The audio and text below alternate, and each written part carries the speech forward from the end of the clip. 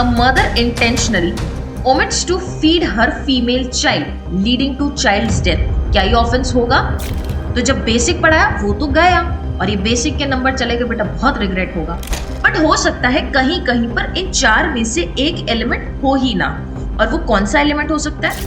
क्या पढ़ा था 25 दिसंबर? क्या है बेटा? गवर्नमेंट ऑफ इंडिया के जो भी ऑफिसर्स हैं, सोल्जर है, सेलर है, एयरमैन है, उनके खुद के लॉज होते हैं जिनको हम क्या कहते हैं? Hello everyone, I am Shivani Solanki and I welcome you all to the PW app, जहां पे चल रहा है जस्टिस फाउंडेशन बैच में BNS। और BNS की आज की लेक्चर नंबर 2 में हम डील करने वाले हैं stages of crime, mens rea, actus reus, as well as many other aspects and application and non-application of BNS. Audio video सब कुछ clear है तो students एक बार thumbs up करेंगे so that we can begin with the session successfully. Yes. Start कर सकते हैं session. Okay. चलो जी, let's begin with the session. Last class में बेटा जो हमने पढ़ा था वो था हमारा बेसिक्स ऑफ क्राइम, जिसमें हमने ये देखा था कि आईपीसी क्या है या बीएनएस क्या है, क्यों आईपीसी या बीएनएस की जरूरत पड़ी हमको, आईपीसी टू बीएनएस की जर्नी देखी हमने, एलिमेंट्स ऑफ क्राइम देखा, क्राइम वर्ड को समझा, टाइप्स ऑफ, और या मैं कहूं types of theories of punishment देखा हमने, और बाकी सारी चीजें जो है हमने देखी है। एंड मेजरली जो मेंटल एलिमेंट्स हैं उनके बेसिक मीनिंग समझे हैं। आज एक्टिस सीरियस और मेंसिलिया को थोड़ा इन डेप्थ करेंगे, स्टेजेस ऑफ क्राइम को समझेंगे, और उसके साथ साथ आज हम बीएनएस का बेरेक्ट भी स्टार्ट कर देंगे। All clear? गरिमा, श्रुति, प्रियंका, आजाद जी, प्राची जी, मौसमी जी, करिश्का जी, श्रेया जी, जावेद जी, तरन जी, सत्यम जी। चलो जी, let's begin with the session. Stages of crime, elements of crime कल की क्लास में हम डिस्कस कर चुके हैं, लेकिन बेटा थोड़ा सा हम इन डेप्थ और चलेंगे, आज थोड़ा सा इन डेप्थ पढ़ने वाले हैं, ठीक है? हाँ हाँ, आज के नोट्स बनाओ। ओके चलो, इफ यू ऑल रिमेंबर कल की क्लास में हमने एलिमेंट्स ऑफ क्राइम पढ़ा था, यस और नो, जिसमें हमने बोला 4 एलिमेंट्स रिक्वायर्ड हैं, बट हो सकता है कहीं कहीं पर इन 4 में से एक एलिमेंट हो ही ना, और वो कौन सा एलिमेंट हो सकता है? हो सकता है मैम कि वहां पर मेंजिलिया नहीं हो। Mens rea means bad intention, guilty intention, या गिल्टी माइंड भी हम जिसको कहते हैं, but do not get confused it with intention. सिर्फ इंटेंशन नहीं होता बेटा, इंटेंशन तो अच्छा भी होता है, आप सब लोग का अच्छा इंटेंशन है, पढ़ने आए हो, लेकिन यही कोई ऑफेंस करने का इंटेंशन हो जाए, कोई ऑफेंस करने का इंटेंशन हो जाए तो हम कहेंगे ना गिल्टी इंटेंशन हो गया है। Yes, so first is human being. Human being होना चाहिए, वो मेल हो सकता है, फीमेल हो सकती है, या फिर ट्रांसजेंडर भी हो सकता है, अब बीएनएस के अकॉर्डिंग। सेकंड क्या है? सेकंड है मेंजिलिया, दैट इज गिल्टी इंटेंशन। अगर मैं इंटेंशन बनाऊं ही नहीं तो क्या मैं जाकर एक्टिस सीरियस करूंगी? नहीं करूंगी एक्टिस सीरियस। यस और नो? नोट डाउन करो भाई। एक बच्चे ने एक डाउट पूछा है, सेम डाउट अगर 4-5 बार पूछोगे तो तुम्हारा टाइम खूटी होगा, तो सुनते जाओ ना सबके डाउट्स बेटा, बिकॉज यू नेवर नो कि किसी और का डाउट आगे चल के आपका भी डाउट बन सकता है। ओके, थर्ड हमने क्या बोला? एक्टिस सीरियस होना चाहिए, कोई एक्ट भी तो होना चाहिए, और एक्ट में वी हैव स्टडीड कि कुछ करना भी हो सकता है, कुछ नहीं करना भी हो सकता है। You are doing an act जो इलीगल है, and you are omitting, omitting मतलब लोप कर देना, मतलब कुछ कार्य नहीं करना। क्या नहीं करना? एक लीगल ड्यूटी जो हमें करनी थी, परफॉर्म करनी थी, जब हम वो नहीं करें, जब हम उसको परफॉर्म करने में फेलियर कर दे जानबूझ के बेटा, तो वो हो जाएगा आपका एक्टिस सीरियस, और वो भी कैसे होगा? ओमिशन के थ्रू। लेकिन अगर निग्लेक्ट कर दिया आपने, आपने वो सावधानी नहीं बरती जो आपकी जिम्मेदारी थी सावधानी बरतने की, तो हम कहेंगे कि यहाँ नेग्लिजेंस हो गया। And fourth is injury. Injury को मैं ये भी बोल सकती हूँ कि this is the effect. Effect दिखता है, इफेक्ट कहाँ हो सकता है? इस पर्टिकुलर एक्टिस सीरियस की वजह से, या तो माइंड में हो सकता है, या बॉडी पर हो सकता है, या कोई प्रॉपर्टी पे हो सकता है, या एक पर्सन की रेप्यूटेशन पे हो सकता है। Yes, mind, body, property, reputation, सब से रिलेटेड हमारे पास बहुत सारे चैप्टर्स हैं जिनको हम 1 बाय 1 डील करने वाले हैं। Okay okay, human being. अब ह्यूमन बीइंग के मामले में इफ यू ऑल रिमेंबर, हमने फर्स्ट क्लास में बोल दिया था कि ह्यूमन बीइंग आपको 2 कॉन्टेक्स्ट से देखना है बेटा। कैसे देखना है? 2 कॉन्टेक्स्ट से देखना है। एक आपको देखना है विक्टिम के पर्सपेक्टिव से, एक आपको देखना है अक्यूज के पर्सपेक्टिव से।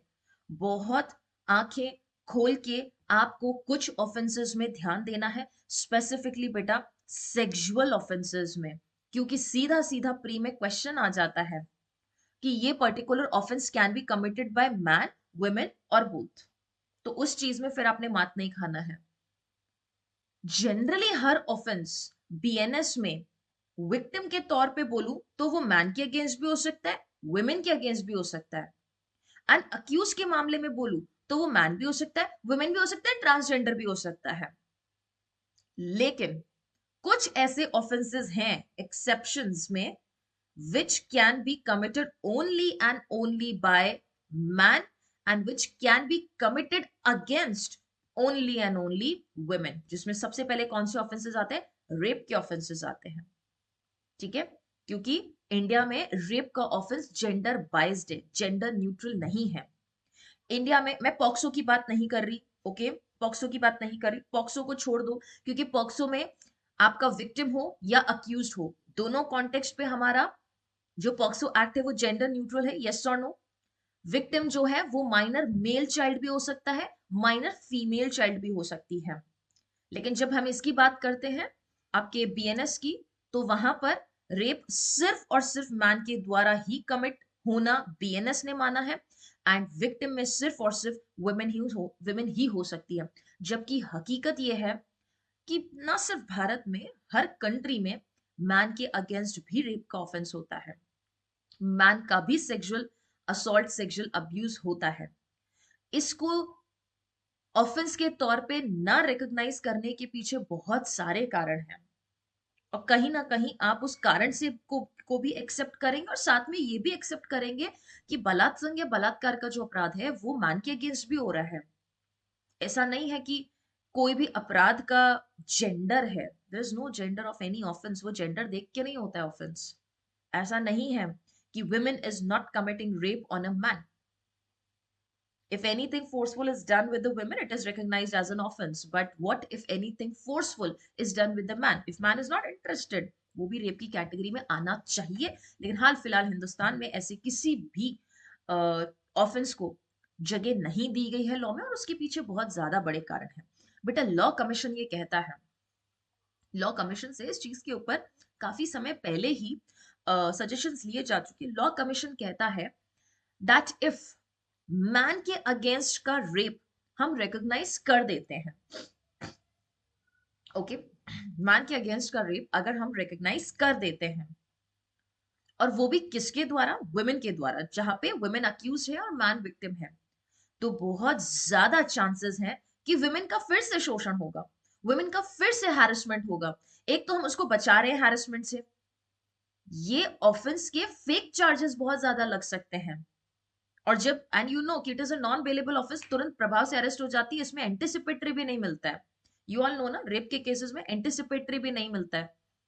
तो उस मामले में तो वुमेन को तुरंत अरेस्ट हो जाएगा, और चांसेस ये भी है कि वुमेन का कस्टोडियल रेप भी हो सकता है। इसी चीज की वजह से इसके रोकथाम के लिए, या अभी ये वो सिचुएशन नहीं है जहां इंडिया इस चीज के लिए रेडी है कि वुमेन को रेप के मामले में अक्यूज माना जाए। इसका एक्सेप्शन एक गैंग रेप है, ठीक है, गैंग रेप में वुमेन आती है, ठीक है, वो कैसे आएगी जब हम पढ़ेंगे तब समझेंगे। Okay, great Aditya. Okay, Praveen, is it clear? ठीक है, ठीक है तेजा, ध्रुमिल को करवा देंगे बाद में अनब्लॉक। वर्ड्स नोट डाउन करते रहो बेटा, please note down. Justice batch के स्टूडेंट्स, हम बीएनएस पढ़ रहे हैं, तो कोई भी वर्ड आप यूज कर रहे हैं जो आपको पता है कि आमतौर पे कहीं पर भी बोलेंगे तो उसको ऑब्जेक्शनेबल मान सकते हैं, बेटा स्टार वर्ड यूज कर दो। Like you are writing sexual offences, तो आप उसको ऐसे लिख सकते हैं, ठीक है। रेप वर्ड लिख रहे हो तो बीच में ये वाला ए लगा दो, ओके, एट द रेट लगा दो, इस तरीके से लिख सकते हो, ओके, बराबर है? तो प्लीज थोड़ा सा ध्यान रखना, बराबर, ओके। Let's move ahead. तो ह्यूमन बीइंग में हम जनरल रूल पढ़ रहे हैं, जनरल रूल पढ़ रहे हैं कि ह्यूमन बीइंग में मैन, वुमेन एंड आपका जो ट्रांसजेंडर है सब आते हैं। लेकिन मैंने कुछ एक्सेप्शंस आपको बताया कि the first element of the crime is that human being must commit the wrongful act, illegal act, offence. For example, If a dog bites anyone, he cannot be punished for it, but in IPC or for that matter BNS, if animal causes injury, we do not make animal liable. हम animal के against थोड़ी ना prosecution लाएंगे कि sir ये भूरे वाले कुत्ते ने हमको काटा है ना, श्यामलाल जी का भूरा वाला कुत्ता है, इसने हमको काटा है, तो इस कुत्ते को स्यू करेंगे हम ना, not allowed. The first element of crime is human beings who must be given appropriate punishment and should be under legal obligation to be held criminally liable. ना ऑब्वियसली बात है, उस कुत्ते को, उस डॉग को हम प्रोसिक्यूट नहीं कर सकते, बट उसको ओनर को तो प्रोसिक्यूट कर सकते हैं. यस और नो? कि भाई आपको पता है your dog is so furious, so dangerous, आपको इसको अपनी हद में, सीमा में रखना चाहिए था, या इसको बांध के रखना चाहिए था किसी प्रकार से, ताकि दूसरों को इंजरी कॉज नहीं करे. यस और नो? तो उसमें ओनर की लाइबिलिटी हो सकती है. अब सवाल कई बार ये आता है, दैट व्हाट इफ उस डॉग का कोई ओनर ही नहीं है? तो बेटा ओनरलेस प्रॉपर्टी है ना, जिसका कोई ओनर नहीं है, रेस नलिस, टीपी एक्ट में पढ़े होंगे आप रेस नलिस का कॉन्सेप्ट. हालांकि देखो इस चीज में नहीं आता है, ठीक है. रेस नलिस मेजरली आपकी ऐसी प्रॉपर्टीज में आता है जिसका कोई ओनर बन ही नहीं सकता है. लाइक एयर हो गया है. यस और नो? एयर का कोई ओनर नहीं बन सकता है. हवा का कोई ओनर बन सकता है बेटा, कहीं भी बहती चली जाएगी. Okay. Res nullius also deals with the properties which do not have any owner. Okay. It can be male, female और ट्रांसजेंडर भी लिखेंगे आप, बराबर है. मेंजेरिया, ये क्या है? ये वो मेंटल एलिमेंट है जिसके बिना, जनरल रूल पढ़ रहे हैं हम, जिसके बिना कोई ऑफेंस हो ही नहीं सकता है. That means the first stage, हम ये फर्स्ट स्टेज में पढ़े कि नहीं पढ़े? हमने जब स्टेजेस ऑफ क्राइम पढ़ा तो सबसे पहले क्या पढ़ा? There should be an intention. Intention के बाद हम क्या पढ़ के आए हैं? प्रिपरेशन होनी चाहिए, उसके बाद अटेम्प्ट होना चाहिए, एंड लास्ट इज कमीशन होना चाहिए. तो मेंजेरिया, जिसको हमने गिल्टी इंटेंशन नाम दिया, वो तो फर्स्ट स्टेज है, वो तो होना ही होना चाहिए, जनरल रूल. कुछ कुछ ऑफेंसेस में कोई होने की जरूरत नहीं है उसके. The mental element that is necessary for a particular crime. अब मैं कुछ वर्ड्स लिख रही हूं, वो वर्ड्स मेंसेरिया की कैटेगरी में आते हैं. आप वहां देखकर, मतलब डायरेक्ट में देखकर ऐसे बवाल नहीं मचाएंगे कि मैम इधर तो इंटेंशन लिखा ही नहीं है, इधर तो एक्सप्रेसली वर्ड इंटेंशन लिखा ही नहीं है, मैं कैसे मान लू कि ये इंटेंशन में आता है? There are words. For example, सबसे पहला वर्ड तो आपको इंटेंशन ही दिखेगा, ठीक है. सेकेंड जो आपको वर्ड दिख सकता है वो है नॉलेज. थर्ड जो आपको वर्ड दिख सकता है वो है रीजन टू बिलीव. फोर्थ जो वर्ड आपको दिख सकता है वो है वॉलंटरली. ठीक है. ये सारे वर्ड्स आपको आपका मेंजेरिया ही दर्शाते हैं. Okay. With the knowledge, with the intention, having reason to believe और वॉलंटरी डज दिस एक्ट. तो जहां जहां पे ये वर्ड्स एग्जैक्टली आपको दिख जाए, एक दो और होंगे जो हम आगे पढ़ेंगे. एक आध और था, wrongful loss, wrongful confinement, ठीक है, sorry, wrongful loss and wrongful gains. Okay, चलो एक दो वर्ड जब आगे आएंगे तो उसको हम कवर करते जाएंगे कि जहां पर भी आपको देखना है मेंजेरिया एग्जिस्ट करता है नहीं करता है, ये वो वर्ड्स हैं जो मेंजेरिया. अच्छा, नेग्लिजेंटली, नेग्लिजेंटली और उसके साथ साथ रेकलेसली. हालांकि रेकलेसली वर्ड आपको नहीं दिखेगा, बीएनएस में कहीं नहीं दिखेगा, नेग्लिजेंट वर्ड जरूर दिख सकता है. ठीक है, नेग्लिजेंट वर्ड. ओके, चलें आगे. तो इसको जो है हम और ये लिस्ट एक्सपैंड करती रहेगी आपकी. Any wrongful act committed by a human being cannot be called a crime if committed without evil intent. evil intent मतलब bad intent, गलत पाप वाले इंटेंशन से अगर आपने नहीं किया है उसको, तो हम नहीं बोल सकते कि वो wrongful act किस में आएगा, आपके उस पर्टिकुलर क्राइम या ऑफेंस की कैटेगरी में आएगा. थर्ड बोलता है there must be an evil intent while doing the act. मतलब मेंजेरिया जरूरी है, ध्यान रखें please, this is general rule. Okay. RTB means reason to believe. Hamza Hashir, reason to believe. अब एक लीगल मैगजिम पढ़ते हैं आप, और वो है एक्टस नॉन फैसिट रियम नीसी मेंसिट रिया. कोई बोले एलएलबी आसान है, भाई पढ़ के दिखाओ ये मैगजिम तुम लोग. ना कोई बोल देना कि हाँ एलएलबी तो कोई भी कर देता है, जुडिशरी तो कोई भी क्लियर कर देता है। कुछ उस मैक्सिमम स्टूडेंट्स याद करते जाएंगे। Okay, actus non facit reum nisi mens sit rea. It says कि एक पर्सन को हम तब तक पनिशमेंट नहीं दे सकते जब तक हम ये ना बता दे कि वहां मेंजेरिया नहीं था। सिर्फ और सिर्फ एक्टिस सीरियस के लिए पनिशमेंट नहीं हो सकती unless and until it is supported with mens rea. यही है लीगल मैक्सिम का मीनिंग। तो ये लीगल मैक्सिम भी क्या है? जनरल रूल है। यस और नो? ये जनरल रूल है। No person can be punished in a proceeding of criminal nature unless it can be shown that he has a guilty mind. बराबर? बेटा देखो, इसने इंटेंट किया था इस पर्सन को मारने के लिए, इसीलिए तो प्रिपरेशन किया। कई बार आप ये सोचोगे कि हम इंटेंशन प्रूफ करेंगे कैसे, क्योंकि वो तो मेंटल एलिमेंट है और उसके लिए तो कोई प्रूफ नहीं दे सकते। बेटा एक्टर सीरियस से इंटेंशन प्रूफ होता है कि आपने चाकू लेकर आए, और इतना बड़ा चाकू, और बकायदा वो आपने 10 बार मारा है चाकू उस व्यक्ति के सीने में। अगर आपका प्राइवेट डिफेंस ही लेने का इंटेंशन होता तो आप सिर्फ एक बार उसको मार के वहां से भाग जाते, लेकिन उसको 10 बार आपने चाकू से इतना मारा कि वो इंसान मर गया, और उसके बावजूद आप वहां खड़े हो, आपने कुछ वर्ड्स बोले हैं कि आज तो मैंने इसकी जीवन लीला समाप्त कर दी, आज जाके बदला जो है पूरा हुआ, आज जाके हिसाब पूरा हुआ। वर्ड्स, एक्ट्स, कंडक्ट, ये सब चीजें क्या बताता है? मेंजेरिया बताता है। कोई प्रीवियस कंडक्ट हो चुका है, कोई सब्सिक्वेंट कंडक्ट है, ये सब इंटेंशन बताता है। ठीक है। हालांकि आप जब बीएसए पढ़ेंगे तो उसमें और सारी चीजें पढ़ेंगे, that is relevant facts. Relevant fact से आप मेंजेरिया प्रूव कर सकते हैं, सर्कमस्टेंशियल एविडेंसेस से प्रूव कर सकते हैं। एग्जामिनेशन, क्रॉस एग्जामिनेशन में तो जाहिर सी बात है वो चीज आएगी आएगी बार। ओके, और ये चीज हम कल की क्लास में ही डिस्कस कर चुके हैं। कमीशन को can I right act, active serious में क्या होता है? दो तरीके से एक्टिव सीरियस हो सकता है, या तो एक्ट करके या ओमिशन करके। एक्ट को क्या हम कमीशन भी बोल सकते हैं? यस और नो एवरीबॉडी?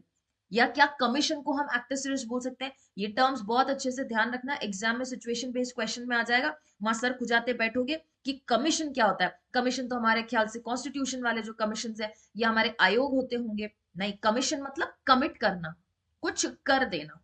यस और नो? We can. बराबर? ओके। रेकलेसली है बेटा Subiya, third last word recklessly है, रिलक्टेंटली नहीं है बेटा गरिमा, रेकलेसली है। ओके, तो एक्ट कहना या कमीशन क्या है? To do something. अब एक्टिवली कुछ कर रहे हो बेटा, ये पर्सन का इंटेंशन था कि इस पर्सन की नोज ऐसी हो जाए, ना कि तोड़ दे पूरी इस बेचारे की। तो पहले वो इंटेंशन फ्रेम किया, और बकायदा बेटा इसने जब हाथ चलाया तो हम क्या बोल रहे हैं? ये एक्टिव सीरियस है। इसने यहां क्या किया है? एक्टिवली एक्ट को परफॉर्म किया है। Criminal activity that is a result of voluntary body movement. ठीक है। एंड ओमिशन क्या होता है? ओमिशन कहता है नॉट टू डू समथिंग, जहां आपकी ड्यूटी थी। An act of criminal negligence भी हो सकता है, या an act of not performing the duty voluntarily. आप वॉलंटरी ओमिशन कर रहे हो, कुछ काम नहीं करना, लेकिन ध्यान रखना हमेशा और हमेशा ओमिशन करते वक्त आपकी कोई लीगल ड्यूटी होनी चाहिए। बेटा मैं पड़ोसी को खाना नहीं दूं इसलिए वो मर गया, ये कोई ऑफेंस हुआ क्या? कि मैम आप तो हमेशा से चाहती थी कि वो मर जाए, आपका इंटेंशन था, आपने उसको खाना नहीं दिया, वो मर गया, मैं क्यों खाना दूं? मेरी थोड़ी ना मॉरल ड्यूटी है, उसके घर वालों की मॉरल ड्यूटी है। हाँ, अगर मेरे पास if I am a jailer और मेरी कस्टडी में उसको रखा गया है, तो मेरी जिम्मेदारी जरूर बनती है उसको खाना पानी देने का। Just like, it's okay Garima, just like हम कल की क्लास में पढ़ चुके कि अगर कोई बच्चा स्विमिंग पूल में डूब रहा है और उसको आप नहीं बचाओ, ये आपकी लीगल ड्यूटी नहीं है। लेकिन हाँ, जो राहत अभियान वाले, जो बचाने वाले जितने भी नौजवान वगैरह हैं, उनकी टीम आई हुई है, वो बड़े खड़े खड़े उसको देख रहे हैं, हाँ डूबते रहो, 100 लोगों को बचा दिया, एक डूब जाए तो चल। यहां हम कह सकते हैं कि एक्ट सीरियस हुआ है, ओमिशन हुआ है, ऑफेंस हुआ है। क्लियर है? Carrying a knife into someone's house with an express intention of committing, ये देखो क्या लिखा है, with an express intention of committing, not attempting to murder but committing the act of murder, or driving a car on foggy night and accidentally striking someone attempting to unsafely cross the road, तो ये क्या, ये act serious ही तो है। जब आप knife लेकर जा रहे हो किसी के घर में, तो ये भी एक्ट सीरियस है। ध्यान रखें, एक्ट सीरियस अलग है और अटेम्प्ट अलग है। हम अभी एलिमेंट्स ऑफ क्राइम पढ़ रहे हैं, क्या क्या एक्ट हो रहा है। अगर आप मेरे घर पे मेरा बर्थडे सेलिब्रेट करने आओगे बेटा, एक्ट में क्या क्या करोगे, एक केक लोगे, एक नाइफ लोगे, मोमबत्ती लोगे, गाड़ी उठाओगे, गाड़ी चला कर लेकर आओगे, खुद एक बढ़िया सी फैंसी ड्रेस पहन के आओगे, ये क्या, ये एक्ट है, कार्य कर रहे हैं हम। Okay. Second, a mother intentionally omits to feed her female child leading to child's death, क्या ये ऑफेंस होगा? बिल्कुल ऑफेंस होगा। क्यों? क्योंकि मदर की जिम्मेदारी है बेटा अपने बच्चे को फीड करने की। मदर की जिम्मेदारी है एक बच्चे को खाना खिला की, माई तो बेटा खाना खिलाएगी ना, वरना कौन खाना खिलाएगा उस बच्चे को। और इस इंटेंशन के साथ उसको खाना खिलाने में ओमिशन किया कि बच्चे की डेथ हो जाए। Got it? Third, there were two people, Mr. A and Mr. B. Okay, आगे सुनो। There are two people, Mr. A and Mr. B. They both went to a jungle for hunting. दोनों hunting के लिए गए। Mr. A uses a gun and shoots at the deer, but the bullet accidentally hits Mr. B, leading to his death. अब यहां पे क्या हुआ? यहां पे इंटेंशन नहीं था, एक्ट तो हुआ ना, एक्ट हुआ। अब ये इलस्ट्रेशन पता है क्या कहना चाहता है, कि without intention act is serious punishable ही नहीं है। ये इलस्ट्रेशन किसका है? Actus non facit reum nisi mens sit rea. वो मारना डियर को चाहता था, लेकिन एक्सीडेंटली बाय मिस्टेक बी को लग गया। एंड मिस्टेक ऑफ फैक्ट आपका, या एक्सीडेंट कहें तो आपका जनरल एक्सेप्शन में फॉल करता है। अगर वो प्रूफ हो जाए कि एक्सीडेंट से या मिस्टेक ऑफ फैक्ट की वजह से आपने मिस्टर बी को हिट कर दिया, दैट मीन्स वहां पे एब्सेंस ऑफ मेंजिरिया था। उसको सिर्फ और सिर्फ डियर को शूट करना था, मिस्टर बी को गलती से लग गई। यहां पर मिस्टर ए लाइबल नहीं होगा, because one of the basic element constituting crime, that is mens rea, was missing. Mens rea क्या था? मेंजिरिया मिसिंग था। ठीक है, बराबर है। इंजरी, जो फोर्थ पॉइंट हमने पढ़ा, दैट इज इंजरी।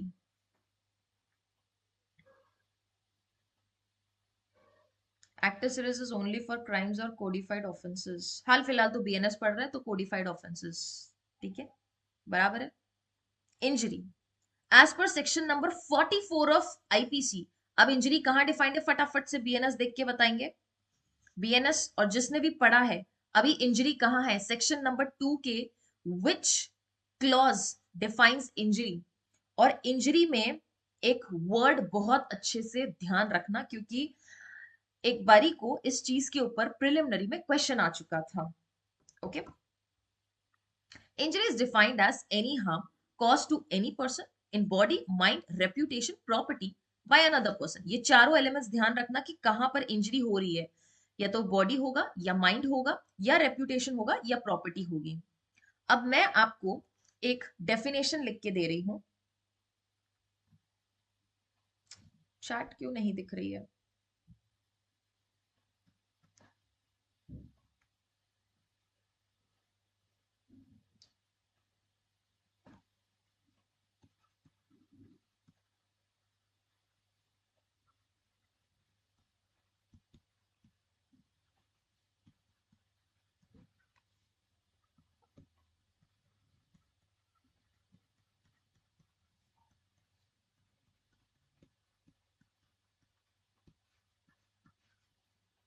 गुड, एक वर्ड मिसिंग है।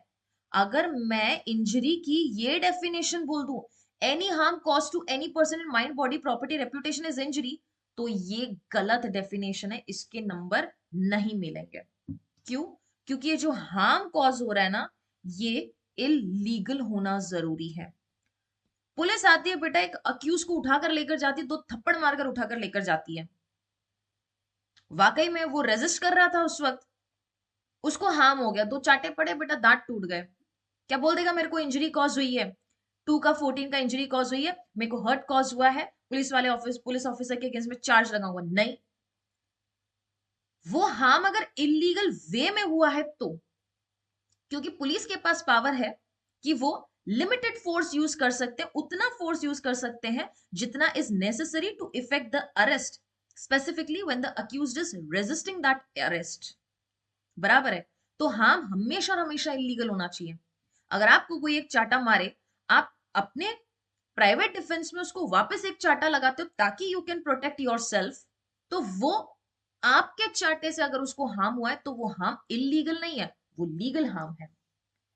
तो हार्म अगर इलीगल तरीके से हुआ, दैट इज लॉ अलाउ नहीं करता है, या लॉ आपको उस हार्म के लिए एंटाइटलमेंट नहीं करता है कि आप तो इस हार्म से गुजरोगे ना, तो वो हार्म इलीगल होना कतई जरूरी है। ध्यान रखना, एग्जाम में ये वर्ड आना चाहिए, क्योंकि मीनिंग बदल जाएगा अगर आप इलीगल नहीं लिखते हो तो एनी हार्म इलीगली अगर कॉज हुआ है किसी भी पर्सन को, माइंड बॉडी प्रॉपर्टी रेप्यूटेशन में, तो इंजरी हो जाएगी। एक पर्सन बोल दे कि सर मेरी रेप्यूटेशन हार्म हुई है, मेरे केस के बारे में इन्होंने जो है पब्लिकेशन कर दिया है, अगर वो अलाउड है कोर्ट के थ्रू तो वो इलीगल थोड़ी ना हुआ। लेकिन अगर इन कैमरा ट्रायल बोल दिया है और उसके बावजूद पब्लिकेशन किया गया है विदाउट कोर्ट की परमिशन, तो हम बोलेंगे कि ये हार्म इलीगल था, इट वाज नॉट अलाउड। ठीक है, बराबर है। Okay, you all remember students कि हमने जब एक्टर सीरीज की बात की थी, हमने जब एक्टर सीरियस किससे होता है, सॉरी एक्टर सीरियस से पहले क्या होता है, मेंजेरिया, और एक्टर सीरियस की वजह से अगर इंजरी कॉज हो एंड वहां पे ह्यूमन बीइंग हो तो हम बोलेंगे वहां पर ऑफेंस कमिट हो गया है। एक्टर सीरियस का थोड़ा सा लिटरल मीनिंग ध्यान रखना कि एक्टर्स का मतलब क्या होता है, फिजिकल रिजल्ट होना चाहिए, कोई एक्ट होना चाहिए। Reus means forbidden by law, forbidden by law means यहाँ पे पनिशमेंट मिलेगी। वो एक्ट जो फॉरबिडेड है, अगर उसका हमने क्या कर दिया है, एक्ट कर दिया है, तो वहां पे पनिशमेंट मिलेगी। तो कोई ह्यूमन कंडक्ट होना चाहिए, हाथ पैर चाकू गोली कुछ तो चली होनी चाहिए, उसका कुछ रिजल्ट निकलना चाहिए।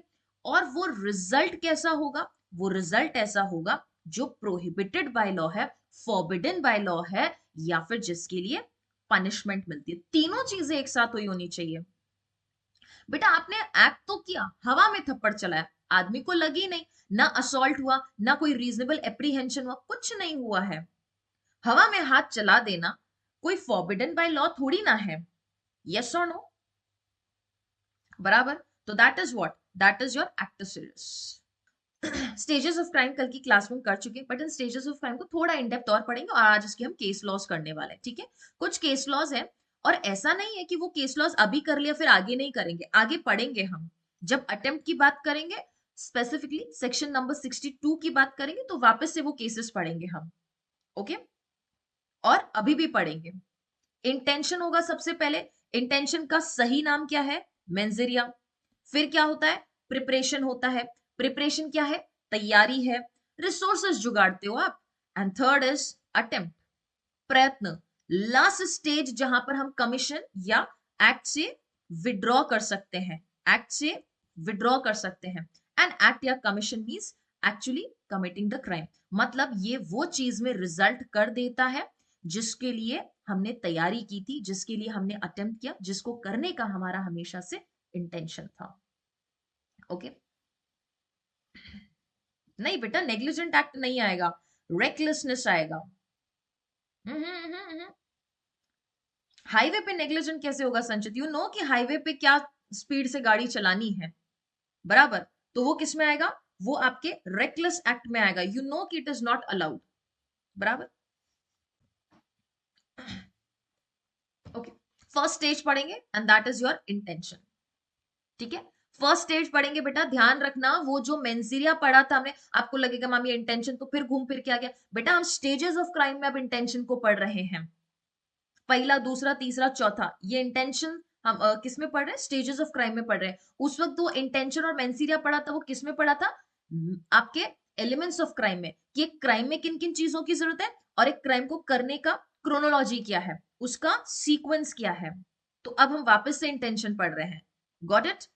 यहां पर पूरे में इसमें यही समझेंगे कि intention is the first stage जहां से हम कमीशन के लिए शुरुआत करते हैं।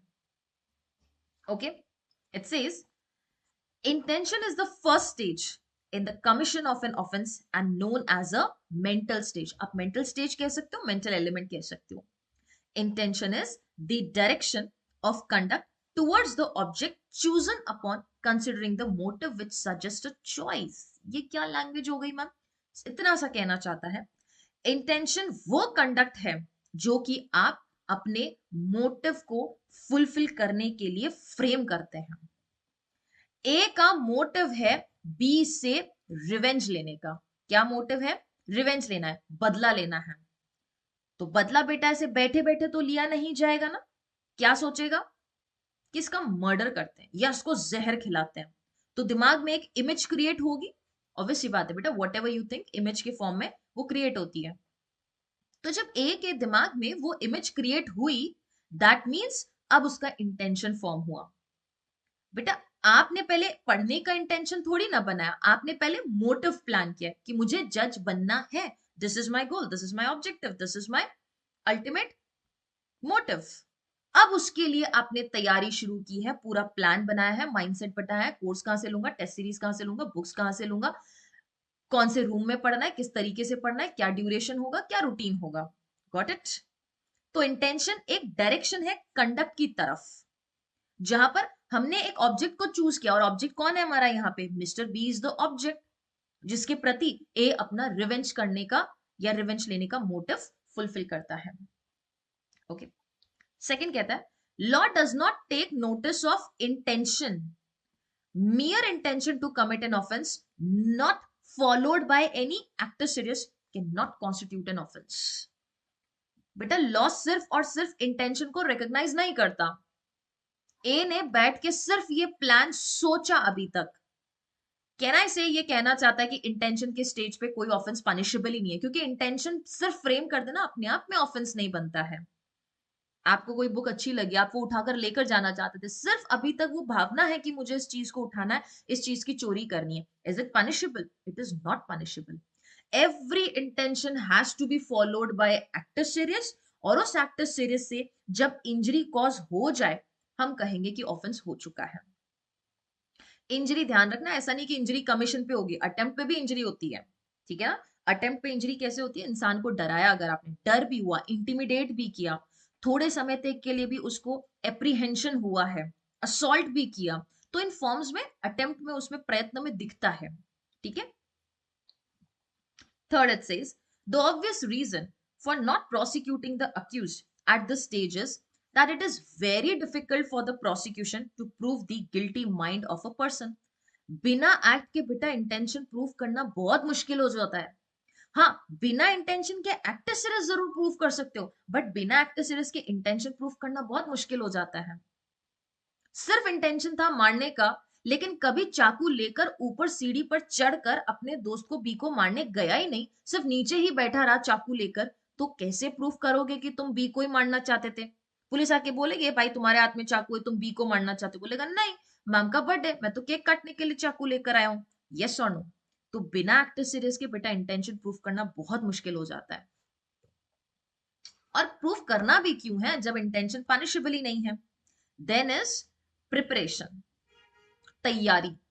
अब प्लान फ्रेम करने के बाद हम चीजों का भी तो जुगाड़ करेंगे। मैं कहूंगी हम रिसोर्सेज इकट्ठे कर रहे हैं, हम तैयारी कर रहे हैं, कहीं आना, कहीं जाना, उस स्पॉट पर पहुंचना, ये तैयारी का स्टेज है। Preparation refers to arranging all the essential steps to carry out the intended criminal act. जो हमारा इंटेंशन था क्रिमिनल एक्ट को करने का, उसको कैरी आउट करने के लिए जितने भी एसेंशियल स्टेप्स चाहिए वो हम जब करते हैं तो हम बोल रहे हैं कि हम प्रिपरेटरी स्टेज पर हैं। अभी आप क्या कर रहे हो? प्रिपरेशन ही तो कर रहे हो। एग्जाम थोड़ी ना आपने दिया है। अगर आप एग्जाम में बैठे, टचवुड भगवान ना करे ऐसा, अगर फेल हो गए तो वो किस में आएगा? अटेम्प्ट में आएगा। लेकिन अगर एग्जाम क्लियर हो गया तो वो आपका क्या माना जाएगा? सक्सेसफुल एक्ट माना जाएगा, फिर वो अटेम्प्ट थोड़ी होगा। यस और नो? प्रयत्न करना लेकिन वापस नीचे गिर जाना, ये हमेशा और हमेशा अटेम्प्ट में आता है। Okay, preparation is not unlawful in itself since it is difficult to prove that the essential preparation were made for the commission of crime only। आप चाकू लेने गए तो क्या ये बोल दिया जाएगा कि you wanted to commit hurt to mister B, आपने इसलिए चाकू लिया? नहीं। फल सब्जी काटना है, घर में किसी का बर्थडे है, केक काटना है, कि तलवार लेने गए? नहीं, हमारे यहाँ पे भाई हम तो तलवार से ही केक काटेंगे। तो ये प्रिपरेटरी स्टेज पर भी प्रूफ करना मुश्किल हो जाता है if it is not followed by your actual attempt or commission। However, in some exceptional circumstances, mere preparation is also punished. और वो एक्सेप्शनल सर्कमस्टांसेस कौन से? ये वाले. अब आज का आपका होमवर्क ये रहेगा कि आईपीसी के करस्पॉन्डिंग सेक्शंस बीएनएस में कहां है. वेजिंग और सॉरी हाँ वॉरफेयर और waging war against the government of India. Government of India के अगेंस्ट वॉर वेज करने के लिए भी अगर प्रिपरेशन की तो वो पनिशेबल है. अब वो बीएनएस का कौन सा सेक्शन है आज आपका होमवर्क रहेगा. कल की क्लास में मैं तो बताऊंगी. बीएनएस का बैरेक्ट खोलना और उसमें रेलेवेंट सेक्शन देखना कि अब 122 कहां जा चुका है. ओके.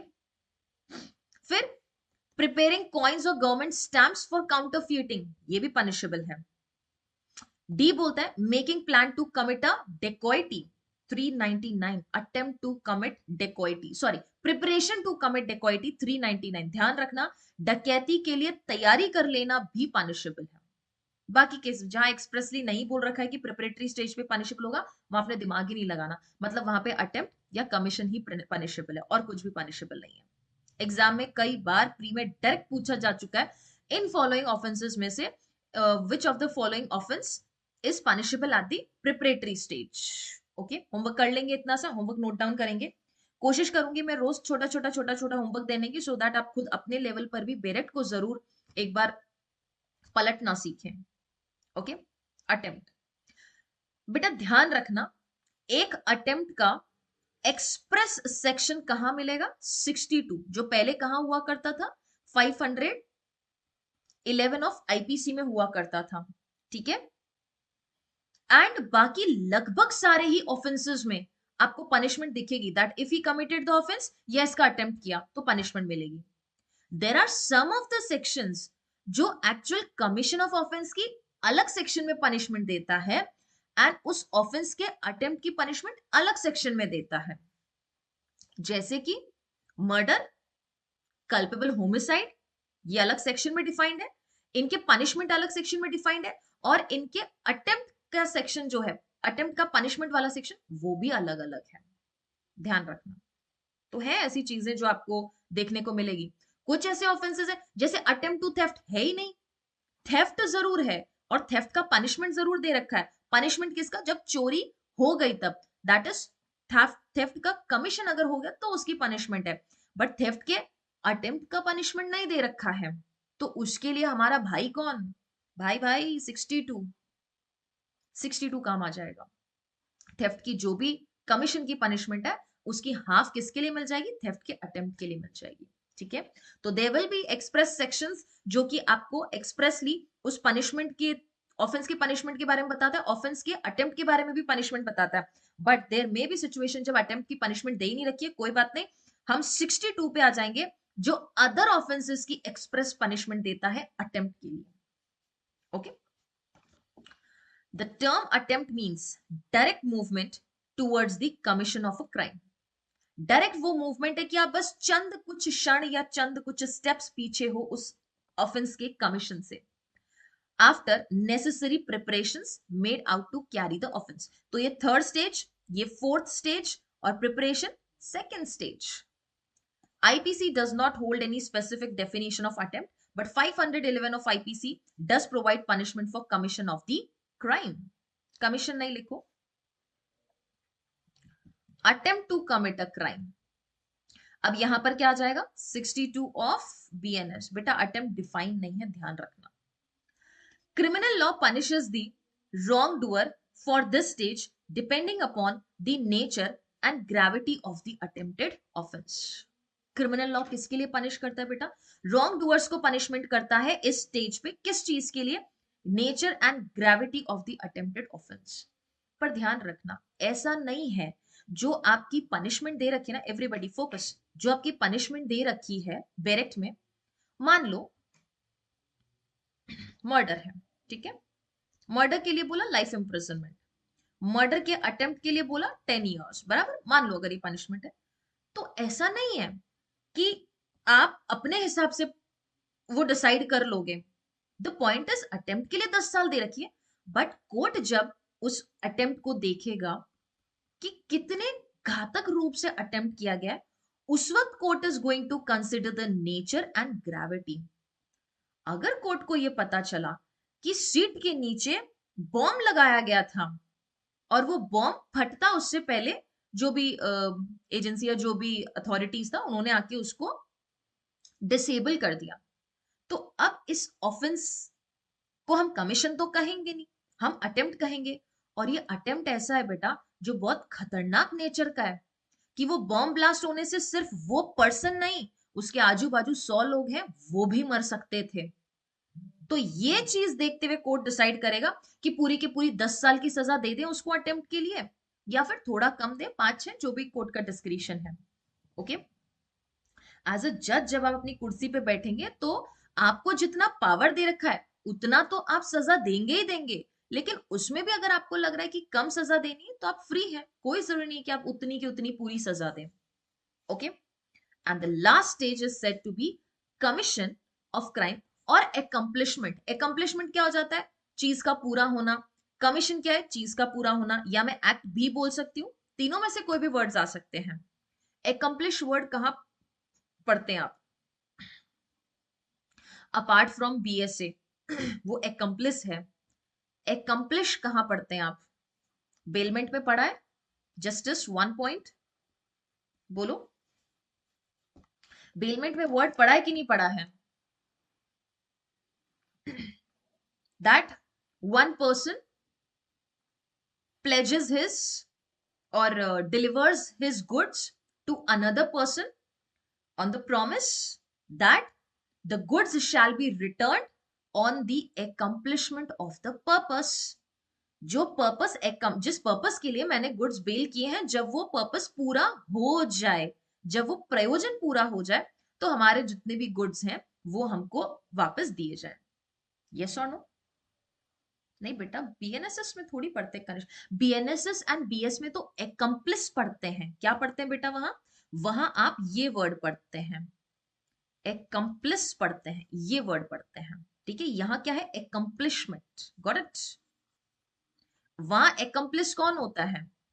को क्रिमिनल होता है, या हम कह सकते हैं को अक्यूज होता है वहां पर। Yes, when the purpose is accomplished. तो शब्दों का खेल जरा अच्छे से समझना। ओके, जैसे आप कॉन्ट्रैक्ट एक्ट पढ़ते हैं एंड जब एसआरए पढ़ते हैं, ठीक है, कॉन्ट्रैक्ट एक्ट पढ़ते हैं और जब एसआरए पढ़ते हैं, तो एसआरए में एक वर्ड आता है रेक्टिफिकेशन। एसआरए में रेक्टिफिकेशन, रेक्टिफाई करना, त्रुटि को ठीक करना। और जब आप कॉन्ट्रैक्ट में एजेंसी पढ़ते हैं तो वहां एक वर्ड आता है रैटिफिकेशन। एजेंसी में पढ़ते हैं ना, that the principal has the right कि वो रैटिफिकेशन कर सकते हैं एजेंट के द्वारा किया गया एक्ट। और एसआरए में एक वर्ड पढ़ते हैं रेक्टिफिकेशन। ये शब्दों को बहुत अच्छे से समझना, एग्जाम में उल्टा पुल्टा लिख के आ गए फिर बोलोगे हमारा तो मेंस क्लियर नहीं हुआ। ओके, रेक्टिफाई मींस त्रुटि को ठीक करना, रैटिफिकेशन मींस उस चीज को परमिट करना, अलाउ करना, ऑथराइज करना। ठीक है, accomplished एंड accomplice में भी ध्यान रखेंगे आप। ओके, बाकी और भी आगे ऐसे वर्ड्स आते जाएंगे तो हम उसका डिस्कशन करते रहेंगे। Okay, committing the crime is the final step in the process. If the accused succeeds in his attempt, he commits the crime and he will be guilty। गौरव, ध्रुमिल, गौतम, बेटा अक्यूज अगर सक्सीड हो गया, सक्सेसफुल हो गया अपने attempt में, बेटा आप अपने जुडिशरी के फर्स्ट अटेम्प्ट में सक्सेसफुल हो गए तो आपने एग्जाम क्रैक कर लिया है। वैसे के वैसे कोई पर्सन ऑफेंस के अटेम्प्ट के वक्त सक्सेसफुल हो गया, उसका अटेम्प्ट सक्सेसफुल हो गया, तो हम बोलेंगे कि उसने क्राइम कर दिया है। If he fails he will be only charge with attempting. अगर वो फेल हो गया, जो रिजल्ट चाह रहा था वो नहीं मिला, तो उस ऑफेंस के अटेम्प्ट के लिए पनिशेबल होगा वो।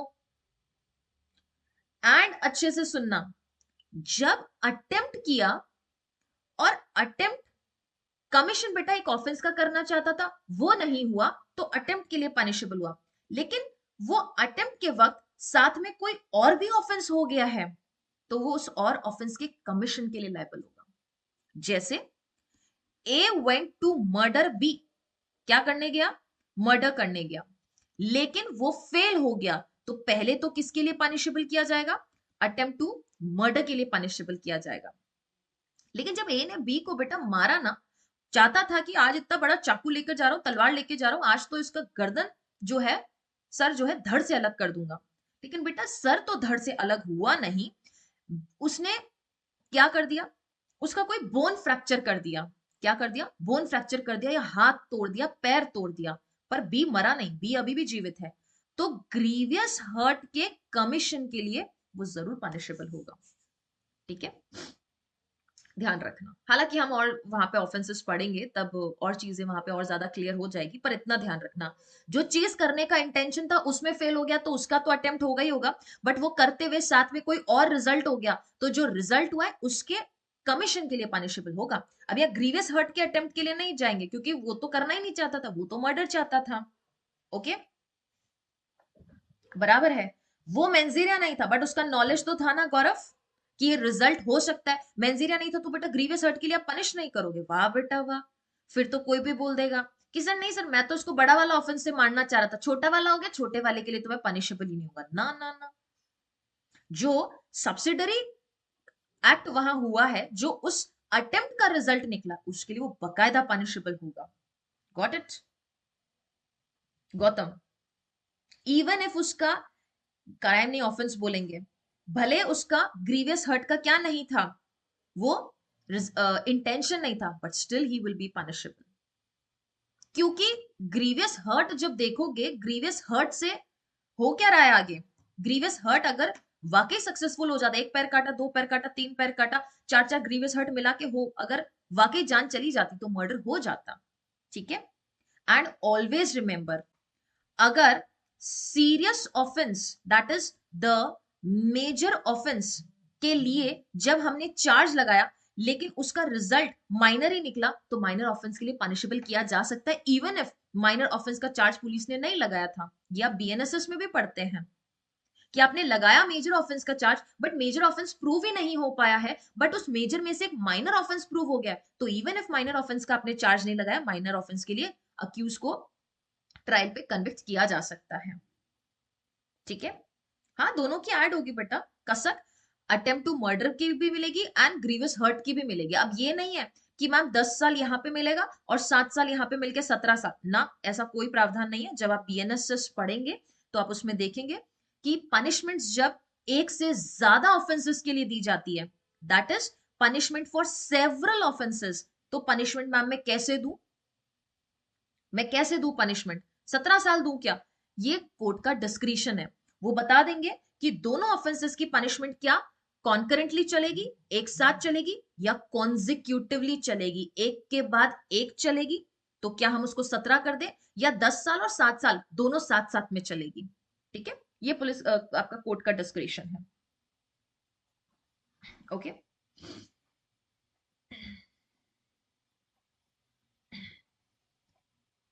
नहीं नहीं नजम, ऐसा नहीं है, ऐसा नहीं है।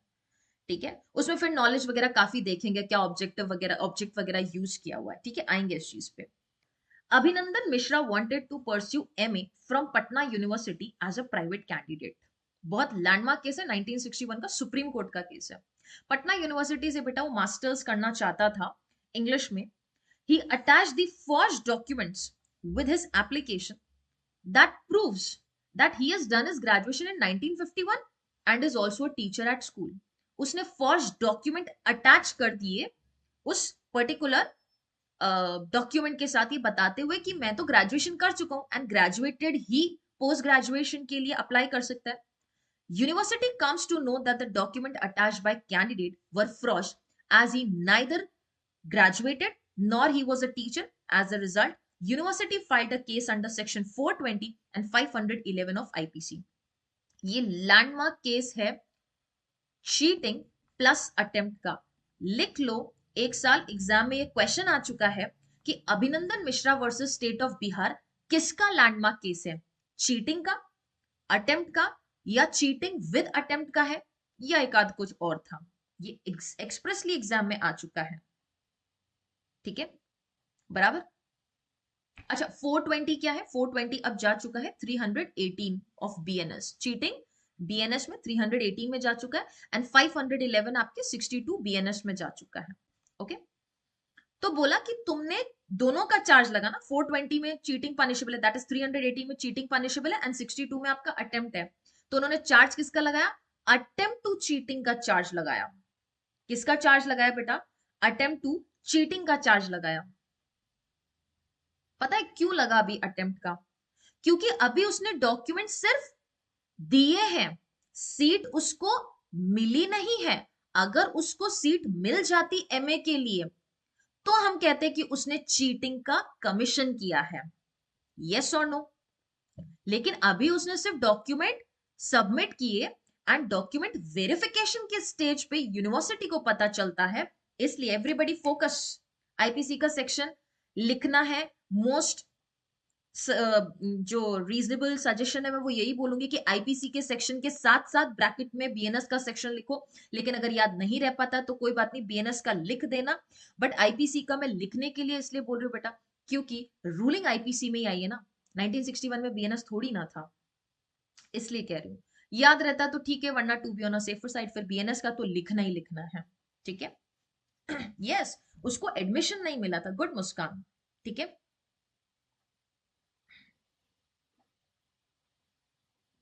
ओके, अटेम्प्ट एंड कमीशन का पनिशमेंट सेम नहीं होना चाहिए, तो सेम है भी नहीं, कहां सेम है? कौन बोलता है सेम पनिशमेंट है? अलग अलग पनिशमेंट है, सब जगह अलग दिखेगा। कुछ ऑफेंसेस को छोड़ के लगभग सब जगह अलग दिखेगा आपको, ओके। एंड अलग देने के पीछे मेजर रीजन ही है कि रिजल्ट डिफरेंट हो रहा है तो पनिशमेंट भी डिफरेंट होगी, ठीक है। गौरव, नाम क्या है? गौरव ही है ना? Yes. So court held that petitioner has already done his preparation when he has gone through the application process. The moment he dispatches the document is an attempt. Therefore, the petitioner will be held liable for an attempt at cheating. ये court ने बोला। Court ने क्या बोला कि उसने document dispatch किए, अभी सीट नहीं मिला इसलिए अटेम्प्ट की कैटेगरी में आएगा। He has failed to procure the seat, and court ने अटेम्प्ट को यहां पहली दफा डिस्क्राइब किया है। ध्यान रखना, attempt is not defined, but attempt पे क्वेश्चन आ जाए तो अभिनंदन मिश्रा का केस लिखो और सीधा लिखो supreme court defined attempt in following veg. बोलता है accused has an intention or menseria to commit an intended offense. Attempt होने के लिए पहले उसका इंटेंशन हुआ होना चाहिए। सेकेंड, अटेम्प्ट से पहले और क्या होता है? प्रिपरेशन होना चाहिए।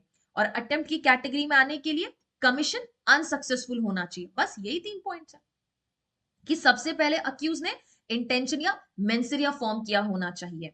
Second, he has taken a step forward, मतलब प्रिपरेशन किया है।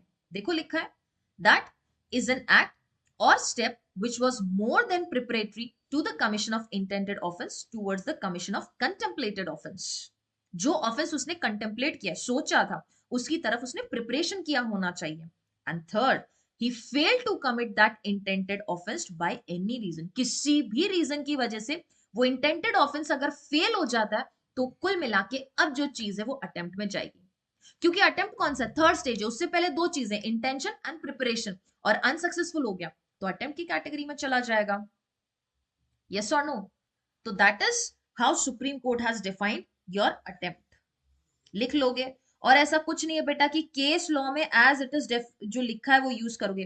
केस लॉ को अपनी लैंग्वेज में आप आराम से फ्रेम कर सकते हो, कोई जरूरी नहीं है कि आप यही के यही लिखो जो लिखा हुआ है। बट हाँ, मीनिंग वो कम्युनिकेट होना चाहिए जो कि एक्चुअली उस पर्टिकुलर केस में है, ओके।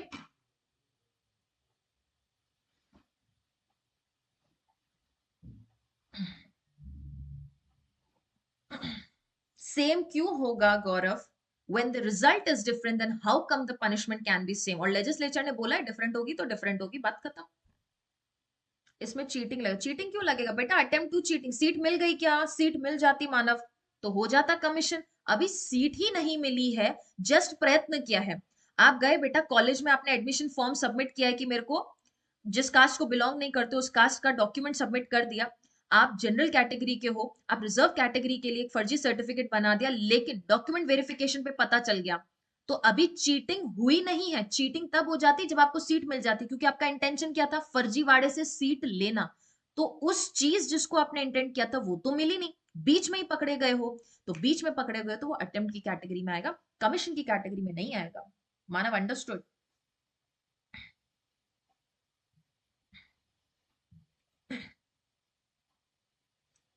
बेटा किसी भी रीजन से हुआ हो, चाहे खुद से अनसक्सेसफुल हो गया हो या पकड़ा गया हो।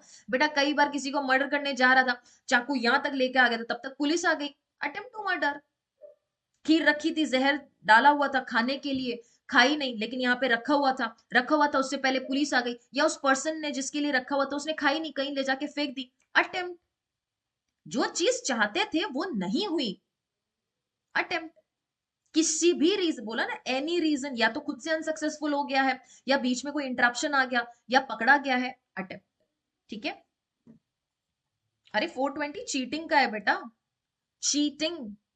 420 ऑफ आईपीसी वो cheating with actually getting the benefits, वो उसका सेक्शन है। ये मत बोलना मैम 416 लगना चाहिए चीटिंग का, नहीं वो नहीं लगेगा। डेफिनेशन सेक्शन का कभी भी चार्ज नहीं लगता है, हमेशा पनिशमेंट सेक्शन का चार्ज लगता है।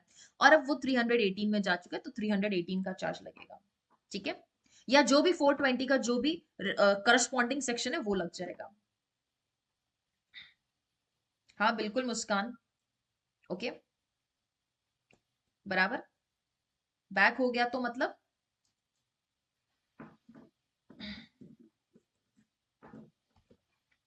Okay.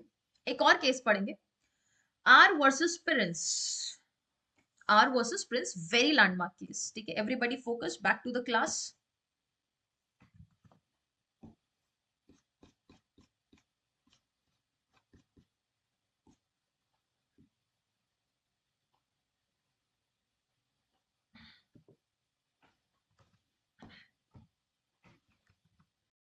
Just a minute guys.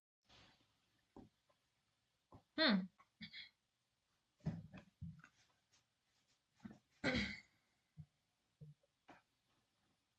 हाँ तो स्टिल हम बोल रहे हैं ना हमजा कि वो आप वॉलेंट्री भी विड्रॉ कर सकते हो, वॉलेंट्री भी विड्रॉ किया तो भी अटेम्प्ट में जाएगा।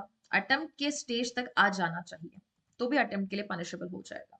कमीशन के लिए थोड़ी ना पनिशेबल कर रहे हैं हम, अटेम्प्ट के लिए कर रहे हैं। रियलाइजेशन हो गया, पीछे हट गया, तो भी अटेम्प्ट में जाएगा। ठीक है। कौन से स्टेज पे बैकआउट किया उसने, आपको ये देखना है। प्रिपरेटरी स्टेज पे किया, तो प्रिपरेटरी स्टेज तो बेटा हमजा वैसे भी पनिशेबल नहीं है। कहाँ पे पनिशेबल है, अटेम्प्ट के स्टेज पे। अटेम्प्ट किसी भी वजह से आप पीछे हुए हो, किसी भी वजह से अनसक्सेसफुल हो, पुलिस के आने की वजह से, या वो इंटरप्शन आ चुका है उसमें बीच में कोई, या सेल्फ रियलाइजेशन की वजह से हुआ है, अटेम्प्ट अटेम्प्ट रहेगा। Okay ma'am, does this definition read with होगा क्या पनिशमेंट के साथ? Everybody notice, please note down. जब भी पनिशमेंट मिलती है तो वो डेफिनेशन सेक्शन में नहीं मिलती है, वो पनिशमेंट सेक्शन में मिलती है। Yes. Prince took away a girl below 16 years of age from the possession, okay, या मैं कहूं from the custody of father and against the will of her father. Prince argued that the girl told him that she was 18 years and the intention was bona fide as she was looking like 18 years and above. अब बेटा कुछ ऐसे offences है, you all remember, जिसमें मैंने बोला था मेंसिरिया की जरूरत ही नहीं है। किडनैपिंग मेंसिरिया चाहिए ही नहीं। अगर 4 साल के छोटे बच्चे को आप उठाकर लेके गए हो उसके पेरेंट्स के पास से, इस गुड इंटेंशन में, किसको चॉकलेट दिलाऊंगा, चाहे आपका गुड इंटेंशन हो, बैड इंटेंशन हो, या जीरो इंटेंशन हो, वो किडनैपिंग में आ जाएगा। क्योंकि 18 साल से कम उम्र के बच्चे को ले जाने के लिए हमेशा और हमेशा उसके पेरेंट्स की कंसेंट की जरूरत है, बच्चा कंसेंट दे ही नहीं सकता है। In this case, English court held that he cannot be given the benefit of doctrine of menseria because this is a case of mistake of law. Taking away a girl below 16 years is unlawful, hence he is guilty. उसने law को गलत interpret किया है। And yes और no फटाफट से comment section में बताएंगे। Mistake of law is not a defence. Mistake of law is not a defence, yes और no? Mistake of law is not a defence, बोलो हाँ कि ना? Mistake of fact is a defence, yes और no?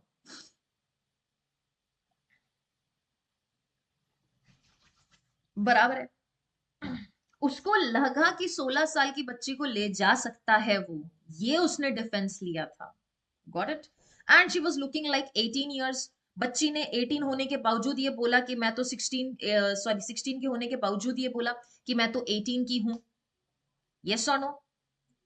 और mistake of law कभी defence हो नहीं सकता है, तो लॉ का डिफेंस तो भूले में ही मत लेना। क्योंकि वो लड़की 16 के बिलो थी, अनलॉफुल एक्ट था, भले आपने उसको गुड फेथ में बिलीव किया हो कि वो 18 की थी, भले लड़की ने खुद बोला हो कि मैं 18 की हूं, उसके बावजूद 18 से कम साल की लड़की को या लड़के को ले जाने के लिए सीधा किडनैपिंग का चार्ज लगता है, और किडनैपिंग में इंटेंशन मैटर ही नहीं करता है। ठीक है। इग्नोरेंस ऑफ लॉ सबको मिलता है, इग्नोरेंस ऑफ लॉ नहीं मिलता है। Only mistake of law is difference. Very good Anjali.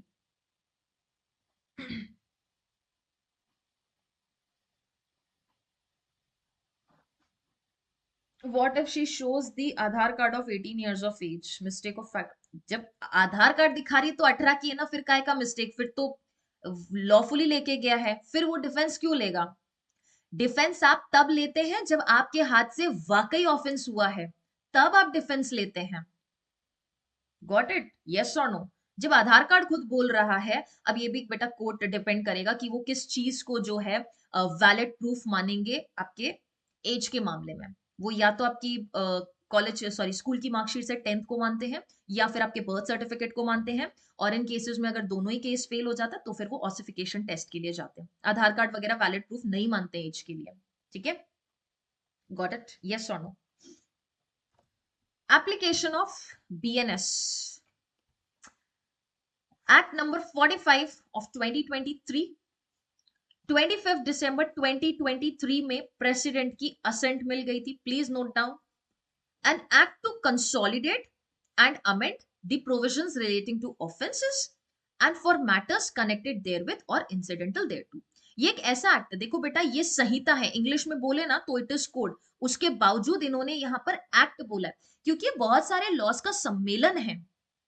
इन्होंने बोला ये एक ऐसा अधिनियम है जिसमें हम कंसोलिडेट करना चाहते हैं, कंसोलिडेट कर रहे हैं, एकत्रित कर रहे हैं, और अमेंड भी कर सकते हैं आगे क्या, प्रोविजंस रिलेटिंग टू ऑफेंसेस, अपराध के रिगार्डिंग जितने भी हमारे पास रूल्स रेगुलेशंस लॉज हैं उन सबको कंसोलिडेट करेंगे, अमेंड करेंगे, और उससे कोई भी अदर मैटर कनेक्टेड है उसके लिए हमने ये लॉ बनाया।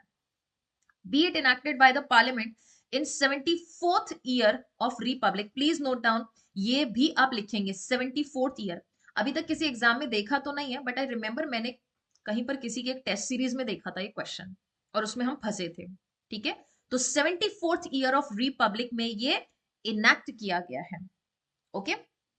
एप्लीकेशन ऑफ बीएनएस है बेटा सेक्शन नंबर 1, पहले बहुत छोटू सा हुआ करता था, पता है, सिर्फ छोटू सा, कि इसको हम इंडियन पीनल कोड बोलने वाले हैं, लेकिन अब सेक्शन नंबर 1 का स्कोप बहुत लंबा चौड़ा बना दिया गया, बहुत सारी चीजें इसमें एड ऑन कर दी गई है। फर्स्ट सब सेक्शन क्या कहता है इसका?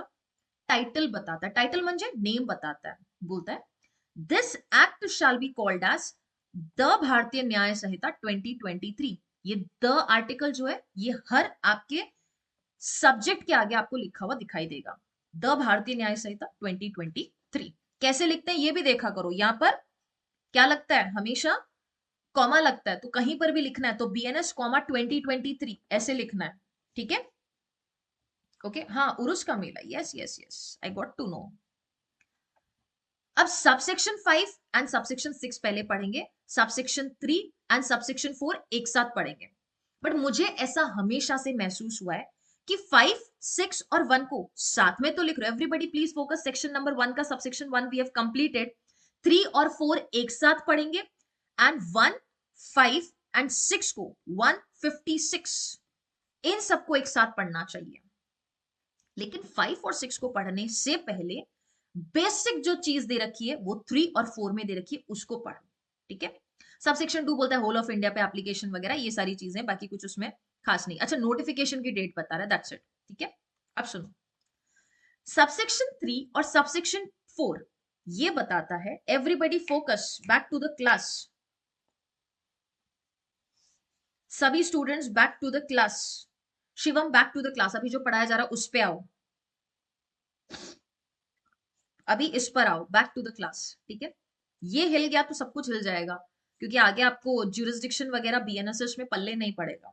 ठीक है। और यहां पर मैंने बहुत स्टूडेंट्स को कंफ्यूज होते हुए देखा है। आपको क्या लगता है, अभी ये सब मत पढ़ो जो लिखा है, जस्ट लुक एट मी, आपको क्या लगता है कि बीएनएस जो है वो किसको किसको सजा देगा। अगर आपको कोई बोल दे कि बेटा बीएनएस में किसको सजा मिल सकती है, तो आप दो चीजें लॉजिक लगा के बोल सकते हो कि इंडिया में कोई भी ऑफेंस हुआ, इंडिया में बाउंड्रीज भारत के अंदर कोई भी ऑफेंस हुआ, हम उसको पनिश कर देंगे, यस और नो।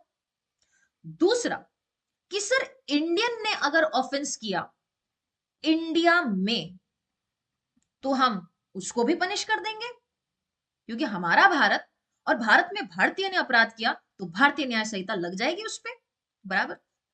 बट बेटा हमारे भारत में तो फॉरेनर्स भी आते हैं और अपराध हमारे यहाँ करके जाए, तुमको एक चाटा रख के जाए कोई ऑस्ट्रेलियन, तो क्या तुम्हें ऑस्ट्रेलिया जाओगे उसको स्यू करने के लिए? नहीं, हमारी भूमि पर, हमारी धरा पर, हमारी मातृभूमि पर आके तुमने अपराध किया है, तो अगर फॉरेनर भी इंडिया में ऑफेंस कमिट कर दे तो भी हम उसको ट्राई करेंगे ना।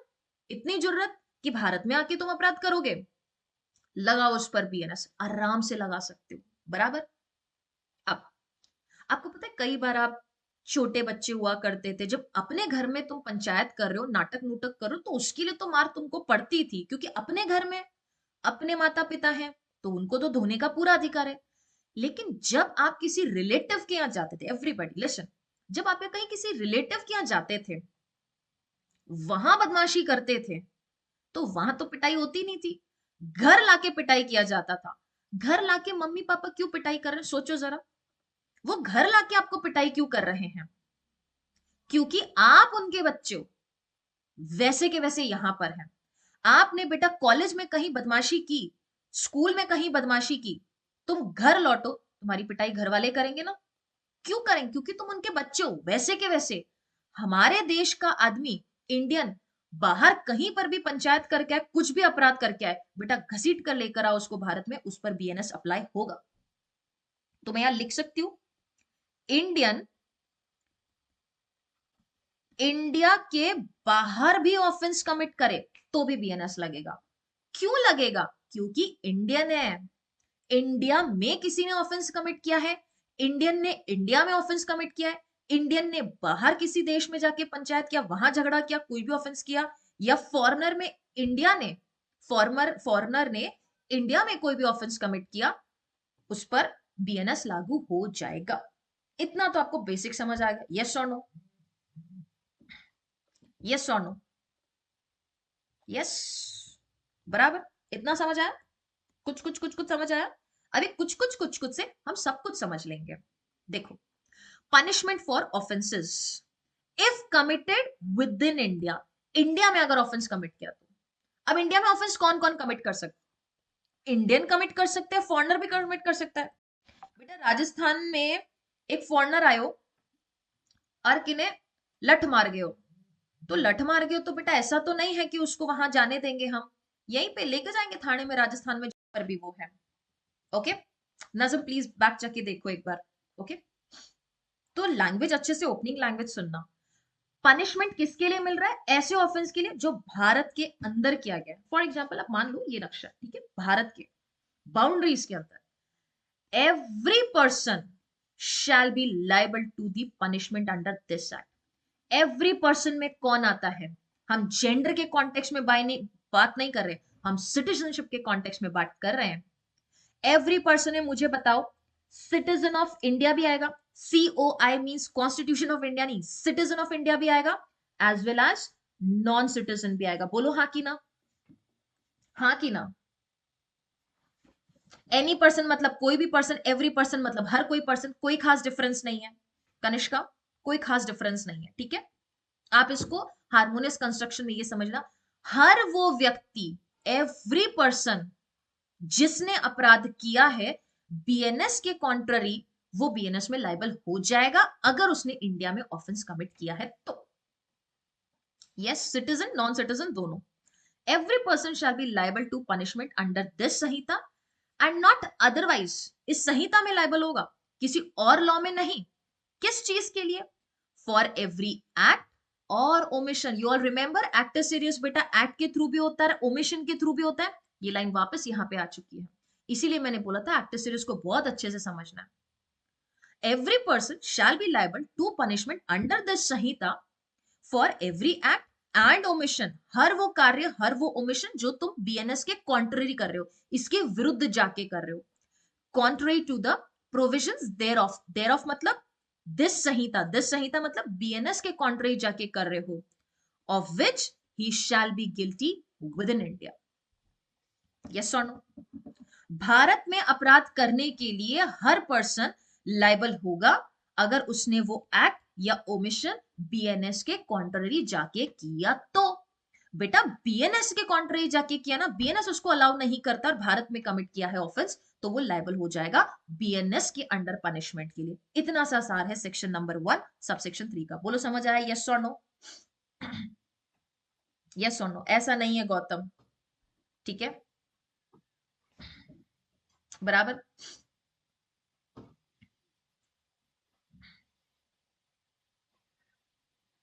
तुम बाकी सारी चीजें पूछ लो, अदर माइनर लॉ कब तक आएगा, ये बाकी सारी चीजें पूछ लो, ये पढ़ना मत और पढ़ाने मत देना। जस्टिस बैच को अभी लत धीरे धीरे, वो होता ना एक वाइब की लत, लगते लगते थोड़ा समय लगेगा। नीति बैच को भी लगा, पर नीति बैच को खैर इतना समय तो नहीं लगा था, क्योंकि काफी सारे स्टूडेंट्स, मुझे पता है तुम में से मैक्सिमम स्टूडेंट्स ने माइनर लॉ देखा नहीं है जस्टिस बैच का। काफी स्टूडेंट्स न्यू हो अभी मेरी क्लास के लिए। यस और नो? क्लियर है सबको? बराबर। तो बस एवरी पर्सन वाला कॉन्सेप्ट यहां ध्यान रखना, एक्ट एंड ओमिशन के लिए ध्यान रखना। Now we will move on to subsection 4। बोलता है punishment for offence committed outside India. क्या बोला बेटा? Outside India. ये भारत के बाहर हो रहा है, ये भारत के अंदर हो रहा है। विद इन इंडिया था, ये आउटसाइड इंडिया। अब मुझे आप स्टूडेंट्स यस और नो में बताएंगे। यहां बोला any person liable by any Indian law to be tried for offense committed beyond India। beyond India मतलब भारत का जो क्षेत्राधिकार है, इंडिया की जो बाउंड्रीज है, उसके बाहर जाकर अगर किसी भी पर्सन ने ऑफेंस कमिट किया है तो वो बीएनएस के थ्रू लाइबल तो होगा। बीएनएस में पनिशमेंट हम उसी तरीके से देंगे, in the same manner as if उसने बीएनएस में ऑफेंस कमिट किया है। लेकिन लेकिन लेकिन ऐसा इंडियन लॉ एग्जिस्ट होना चाहिए जो हमें अलाउ करे, परमिट करे ऐसे ऑफेंस के लिए ट्राई करने के लिए। एक्स्ट्राडिशन ट्रीटीज, एक्स्ट्राडिशन लॉज, अन्य ऐसे कानून अगर हमको अलाउ करते हैं एक पर्सन को आउटसाइड इंडिया बीएनएस के कॉन्ट्ररी एक्ट करने के पनिशमेंट देने के लिए, तो हम उसको बीएनएस की सजा दे सकते हैं। दैट मीन्स जैसे फॉरेनर्स एक्ट हो गया है, एक्स्ट्राडिशन लॉज हो गए हैं, जो हमको अलाउ करता है कि कोई भी पर्सन ने इंडिया में मौजूद इस बीएनएस के विरुद्ध ऑफेंस कमिट किया है तो हम उसकी ट्रायल भारत में कर सकते हैं, हम उसको पनिशमेंट बीएनएस के अकॉर्डिंग कर सकते हैं। तो ये एनी पर्सन में कौन होगा? सिटीजन ऑफ इंडिया भी हो सकता है, नॉन सिटीजन भी हो सकता है। सिटीजन ऑफ इंडिया के मामले में तो हमको लॉ चाहिए ही नहीं, नॉन सिटीजन के मामले में हमें जरूर चाहिए। Because remember this thing, non citizen को बीएनएस का ऑफेंस कमिट करने के लिए और बीएनएस की पनिशमेंट देने के लिए, स्पेसिफिकली बीएनएस की पनिशमेंट देने के लिए there has to be some Indian law in existence जो कि हमें अलाउ करता है उस पर्सन को बीएनएस के थ्रू लाइबल करवाने के लिए। उसमें क्या हो सकता है? फॉरेनर्स एक्ट हो सकते हैं, या आपके एक्स्ट्राडिशन लॉज हो सकते हैं, और भी बहुत सारे लॉज हैं, इमिग्रेशन लॉज और काफी सारे लॉज हैं। बोलता है any person liable by any Indian law, किसी इंडियन लॉ के तहत लाइबल है। किस चीज के लिए लाइबल है? To be tried for an offence committed beyond India. अगर ऐसा कोई भी भारतीय विधि है, भारतीय कानून है जिसके लिए किसी पर्सन को हम लाइबल ठहरा रहे हैं भारत के बाहर कोई अपराध करने के लिए, तो उसको कैसे डील किया जाएगा? Shall be dealt according to the provisions of this code. This code म्हणजे बीएनएस के अकॉर्डिंग उसको डील करेंगे। किस चीज के लिए? For any act committed beyond India. Bharat के बाहर उसने अपराध कमिट कर दिया है तो हम उसको बीएनएस के तहत डील करेंगे, क्योंकि कोई इंडियन लॉ हमको ये एम्पावरमेंट देता है कि उस पर्सन को हम लाइबल ठहरा सकते हैं। और कैसे लाइबल ठहराएंगे? In same manner as if such act has been committed within India. इस प्रकार से जैसे तुमने इंडिया में ऑफेंस कमिट किया है। यस और नो? फॉर एग्जाम्पल, ए एक ऑस्ट्रेलियन था, ए एक ऑस्ट्रेलियन था, बेटा वो यूएसए में जाके इंडिया के विरुद्ध कोई क्रिमिनल कॉन्स्पिरेसी प्लान करता है। ऑस्ट्रेलिया ने यूएसए में करा, कहां पंचायत है पंचायत, क्योंकि वो इंडिया के विरुद्ध है। इंडिया के विरुद्ध किसी ने कहीं पर भी प्लानिंग कर रहा है और इंडियन लॉ उस ए को पनिशमेंट देने के लिए अलाउ करता है हमको, तो हम बेटा उसको बीएनएस की सजा देंगे क्रिमिनल कॉन्स्पिरेसी के लिए, एज इफ उसने भारत में बैठ के क्रिमिनल कॉन्स्पिरेसी की है। यस और नो? ईशान समझ आया the example that I have given? A is an Australian, वो यूएसए में बैठ रहा है या ऑस्ट्रेलिया में ही बैठ के कोई क्रिमिनल कॉन्स्पिरेसी कर रहा है भारत के अगेंस्ट, तो बेटा भारत अलाउ करेगा क्या ये चीज करने को, या ऑस्ट्रेलिया का लॉ उसको पनिश करेगा? यू थिंक ऑस्ट्रेलिया का लॉ सीरियसली पनिश करेगा? हाँ, ऐसा नहीं कि उसको ट्राई वगैरह नहीं करेगा, करेगा, लेकिन ज्यादा सीरियसली कौन करेगा? इंडिया करेगा। तो एक्स्ट्राडिशन ट्रीटीज, कहीं जाकर इंडिया के विरुद्ध बमबारी वगैरह की तैयारी कर रहा है, इंडियन लॉ अलाउ करता है कि इंडिया के विरुद्ध कोई प्लानिंग कर रहे हो, टेररिस्ट एक्टिविटीज की देश भर में कहीं पर भी प्लानिंग कर रहे हो, और इंडिया का कोई कानून उनको अलाउ करता है वहां तक अपना हाथ लेकर उसको यहां पर लेकर आने के लिए, तो हम बेटा उठा कर लेकर आएंगे उसको यहां पर और बीएनएस के तहत उसको पनिश करेंगे, ठीक वैसे ही जैसे उसने ऑस्ट्रेलिया या यूएसए में बैठ के कॉन्स्पिरेसी नहीं की भारत के विरुद्ध, यहां पर बैठ के भारत के विरुद्ध कोई कॉन्स्पिरेसी की है ये मानते हुए हम उसको पनिश करेंगे। Ishan, is it clear? ठीक है, बराबर है। तो गौरव यही तो होती है एक्स्ट्राडिशन ट्रीटीज। क्या होती है फिर एक्स्ट्राडिशन ट्रीटीज बच्चे? यही तो होती है, आपसी म्यूचुअल कंसेंट्स होते हैं, वो लोग ट्रीटीज में एग्री करते हैं कि आपके यहाँ पे कोई पर्सन आ गया पनिश सॉरी प्लानिंग कर रहा है तो हम वहां भेजेंगे, आप यहाँ भेजिए, that is the mutual understanding. India से रिलेटेड होगा तभी इंडियन लॉ घुसेगा गौतम, नहीं तो नहीं घुसेगा, वरना इंडियन लॉ को क्या पंचायत। Got it? ठीक है, बराबर। तो इसमें भी citizen of India non citizen हो सकता है ना, बराबर। और वो ये भी हो सकता है ना बेटा कि भारत में ही बैठ के क्रिमिनल कॉन्स्पिरेसी कर रहा है तो विद इन इंडिया हो गया, और कहीं और कर रहा है तो भी हो गया। अब हम इंडिया का एक्स्ट्रा टेरिटोरियल ज्यूरिसडिक्शन देखने वाले। क्या देख रहे बेटा? एक्स्ट्रा हाँ, उसके साथ ये ट्रीटीज होनी चाहिए मुस्कान, ये जरूरी है। और ये ट्रीटीज होना, अन्य इंडियन ऐसे लॉज होना, ये कौन सा वर्ड सिग्निफाई करता है? दिस वर्ड दिख रहा है सबको? मैं हाईलाइट करूं थोड़ा। This is that particular word which states कि ऐसे लॉ का एग्जिस्टेंस में होना जरूरी है जो हमको एम्पावर करता है किसी भी पर्सन को बीएनएस में ट्राई करने को जिसने भारत के बाहर जाके ऑफेंस कमिट किया है, हम फिर भी उस पे बीएनएस का चार्ज लगाएंगे जैसे कि उसने भारत में अपराध किया है। क्यों? क्योंकि वहां एक लॉ एग्जिस्ट करता है, हमको पावर देता है। इसीलिए बेटा कहते हैं कि एक देश का दूसरे देश से संबंध अच्छा होना इंपॉर्टेंट है, नहीं तो कैसे पता चलेगा बेटा? वो वहीं पे तैयारी करते रह जाएंगे और हम यहाँ बैठे। क्यों? Not allowed. यहां पे कोई ऐसा ऑफेंस कमिट कर रहा है ऑस्ट्रेलिया के, यूएसए के विरुद्ध, पाकिस्तान के विरुद्ध, नॉट अलाउड बेटा। वो लोग सीधा गवर्नमेंट ऑफ इंडिया को लेटर भेजेंगे, लेटर ऑफ रिक्वेस्ट कि आप इसको वहां भेजिए। ठीक है, बराबर। प्राइवेट इंडिविजुअल के खिलाफ ऑफेंस मतलब समझ नहीं आ, गरिमा वापस पूछो एक बार, क्वेश्चन को एक बार अच्छे से फ्रेम करो। Okay, if there is no treaty then subsection 4 का एग्जिस्टेंस ही नहीं होगा, ये लगेगा ही नहीं बेटा Tushar. And there are such laws जो भारत को इतना अधिकार देता है कि भारत के बाहर किसी ने ऑफेंस का कुछ तैयारी की है जो बीएनएस के कॉन्ट्ररी है, तो यहां पे पनिश किया जा सकता है। अब आएंगे हम सबसेक्शन 5 पे, जो डायरेक्ट अलाउ करता है इंडिया को कुछ ऑफेंसेस के मामले में ट्राई करने को। कुछ सिचुएशन दे रखी है, कहता है एक्सटेंशन ऑफ कोड। हमारा अच्छे से सुनना बेटा, बीएनएस जो है आपको इतना पता है कि भारत पर अप्लाई होता है, ठीक है। ये जो सबसेक्शन 5 है ना, ये बीएनएस के सीमाएं भारत के बाहर ले जा रहा है। क्या कर रहा है बेटा? सेक्शन नंबर 1 का सबसेक्शन 5 बीएनएस का एप्लीकेशन भारत के बाहर लेकर जा रहा है। That is extra territorial application, extension of code to extra territorial offences. हमारी भारत के बाहर अपराध हो रहा है, वहां तक इंडिया का क्या पहुंचता है? ज्यूरिसडिक्शन पहुंचता है। ठीक है, अब जरा सुनो अच्छे से। The provision of this code apply also. ये ऑल्सो क्यों लिखा बेटा? एक बात बताओ, ऑल्सो क्यों लिखा?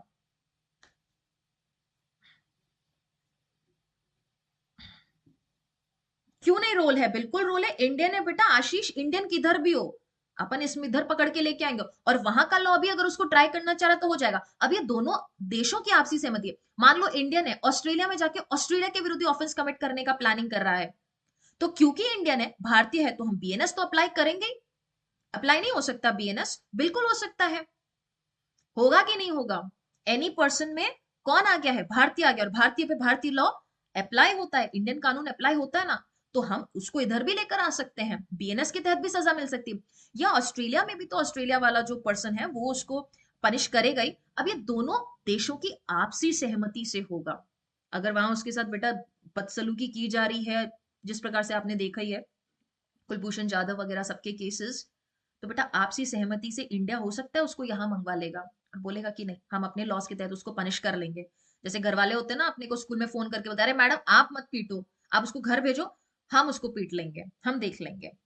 ठीक है, बराबर है।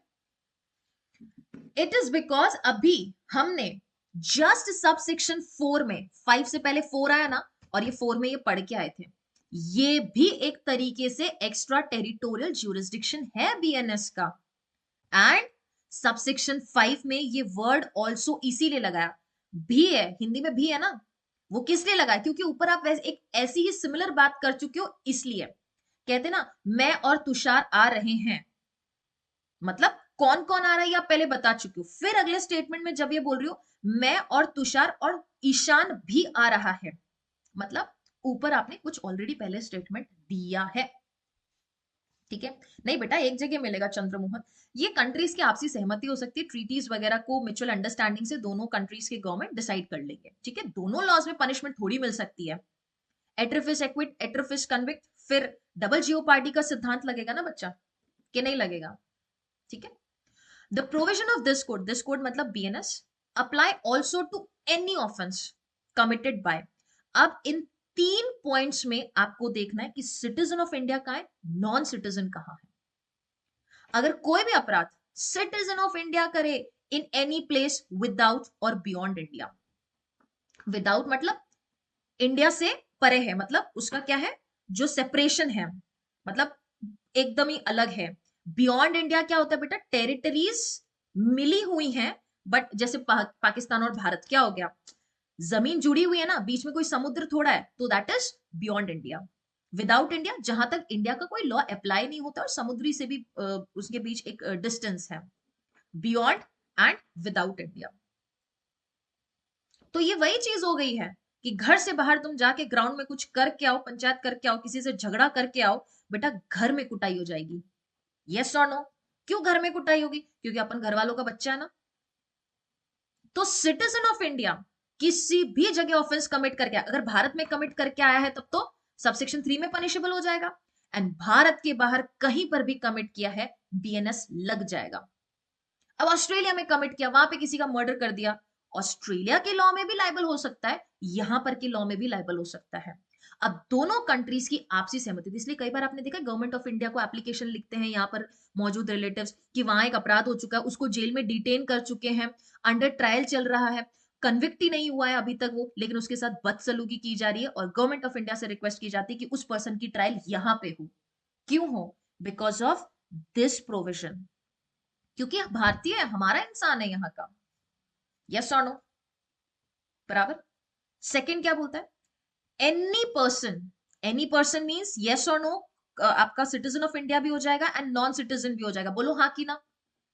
सिटीजन ऑफ इंडिया या non citizen commits an offence on any ship और एयरक्राफ्ट, एस मतलब शिफ्ट, ARC मतलब aircraft, registered in India wherever it may B.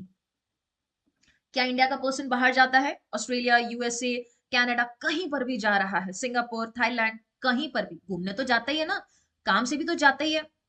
अब ये जरूरी नहीं कि वो ही जाए, कोई नॉन सिटीजन भी तो जा सकता है, या कोई नॉन सिटीजन इंडिया की फ्लाइट लेकर यहां आ रहा हो, बस जरूरी क्या है, वो शिप या एयरक्राफ्ट इंडिया के नाम पे रजिस्टर होना चाहिए। इंडिया के नाम पे वो शिप या एयरक्राफ्ट रजिस्टर था। अब मुझे ये बताओ, शिप है तो वो कितने कितने न जाने समुद्री इलाके में ट्रैवल कर रही है, वोएज हो रहा है उनका, तो ऐसा थोड़ी ना कि वो भारत की सीमा में ही चलेगी, दूसरी सीमा में भी तो जा रहा है, एक्सपोर्ट इंपोर्ट हो रहा है, भारत का जो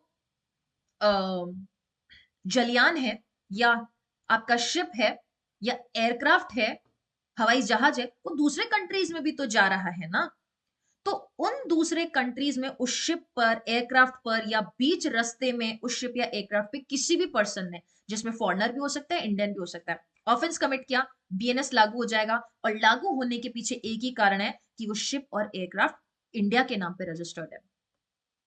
तो उसको इसी तरीके से समझना जैसे कि तुम इंडिया की धरती पर हो, तुम इंडिया के शिप पे पैर रखे हुए बैठे हो ना, तुम इंडिया के एयरक्राफ्ट पे पैर जमाए बैठे हो ना, हम यही मानेंगे तुम इंडिया की धरती पर हो, इसलिए बीएनएस लागू हो जाएगा। बराबर। And third it says any person, यहां पर भी एनी पर्सन बोला, यहां पर any citizen of India, third में बोला any person, that can be a citizen of India, that can be a non citizen, in any place without and beyond India committing offense targeting a computer resource located in India। ये deal करता है आपके cyber crime से।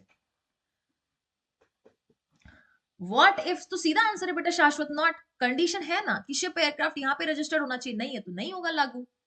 सोचने की बात नहीं है, दूसरी दफा देखने की बात नहीं है, यही इसका एसेंशियलिटी है। शिप एयरक्राफ्ट इंडिया के नाम पे रजिस्टर्ड है, पर्सन लाइबल है, नहीं रजिस्टर्ड है तो जिसके नाम पे रजिस्टर्ड होगा वो कंट्री देख लेगा। और मान लो इंडियन है, कहीं और पर ऑफेंस कमिट कर रहा है, मान लो वो कंट्री, वो शिप जो है किसी और के नाम पर है, तो सबसेक्शन 1 में फॉल कर जाएगा ना बेटा। बोलो शाश्वत हाँ कि ना। ऑस्ट्रेलिया का शिप था, जा वो यूएसए रहा था, बट भारतीय था, किसी ऑस्ट्रेलियन से लड़ लिया, लड़ाई झपटा हो गया, तो क्योंकि वो सिटीजन ऑफ इंडिया ना, बियॉन्ड इंडिया ऑफेंस कमिट किया ना, तो लग जाएगा क्या आपका subsection 1। Is it clear? Yes और नो? यस हमजा, फ्लोट कर रहा है ना वो, कोई टेरिटरी के ऊपर थोड़ी ना खड़ा है आपका ये पर्टिकुलर पर्सन। Got it? अब जरा सबसेक्शन 3 पे आओ। बोलता है एनी पर्सन, एक बात बताओ, इंटरनेट की कोई बाउंड्रीज है क्या? सोशल मीडिया की कोई बाउंड्रीज है क्या? आप यहां बैठे लिंक्डइन से, फेसबुक से, इंस्टाग्राम से, और न जाने कितने हजारों तरीके के सोशल मीडिया से you can connect with any person. Internet has no boundaries, AI has no boundaries, social media has no boundaries. तो आप ये सोचो ना, जब उस चीज की बाउंड्री नहीं है तो उस चीज से ऑफेंस तो न जाने कहां कहां हो सकता है। मैं आज या एबीसीडी पर्सन यहां बैठे इंटरनेट के माध्यम से ऑस्ट्रेलिया में फ्रॉड कर सकता है, बोलो हाँ कि ना। तो यूएसए, कनाडा, कहीं भी और का, मान लो सिंगापुर का पर्सन वहां बैठे बैठे इंटरनेट के माध्यम से भारत की कोई वेबसाइट हैक कर सकता है, कोई फ्रॉड कमिट कर सकता है, डिजिटल अरेस्ट कर सकता है कि नहीं कर सकता है? बिल्कुल कर सकता है। तो वो पर्सन लाइबल होगा, और लाइबल सिर्फ एक ही कारण की वजह से होगा कि उसने कंप्यूटर रिसोर्स के अगेंस्ट ऑफेंस किया जो कि इंडिया में लोकेटेड है, जो आईपी एड्रेस है, जो पर्सन उस चीज को यूज कर रहा है, जो भी सोशल मीडिया वगैरह है, वो भारत में लोकेटेड है। तो ऐसा माना जाएगा तुमने भारत की धरती पर अपराध किया ही है ना, कंप्यूटर रिसोर्स भारत में लोकेटेड होना चाहिए। Okay.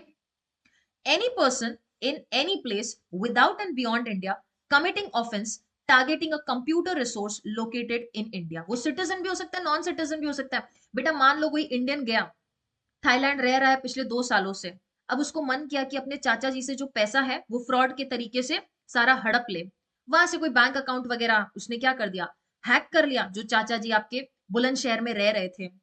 It is an offence under subsection, sorry point number 3, not subsection. Got it?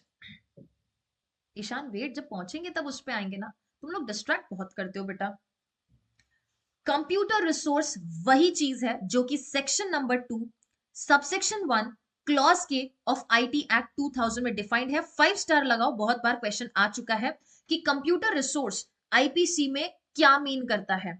ऐसे क्वेश्चन आ सकता है that computer resource as mentioned under subsection 1 of subsection 5 of BNS means what? It has the same meaning which is given to computer resource under section 2 subsection 1 clause K of IT Act। ये ध्यान रखना, ये pre का question बनता है, यहां से सीधा सब आ जाता है बेटा, कंप्यूटर रिसोर्स में सब आ जाता है, लैपटॉप, इंटरनेट, वेबसाइट, एवरीथिंग, सब कुछ आ जाता है, बस वो भारत में होना चाहिए। ठीक है, क्लियर है? बोलो हाँ कि ना। Is it clear? अब चलेंगे हम सबसेक्शन 6 की तरफ। किसकी तरफ चलेंगे? सबसेक्शन 6 बहुत ही प्यारा सा सेक्शन है और ये ना नॉन एप्लीकेशन की बात करता है। किसकी बात करता है बेटा? ये नॉन एप्लीकेशन की बात करता है। ठीक है,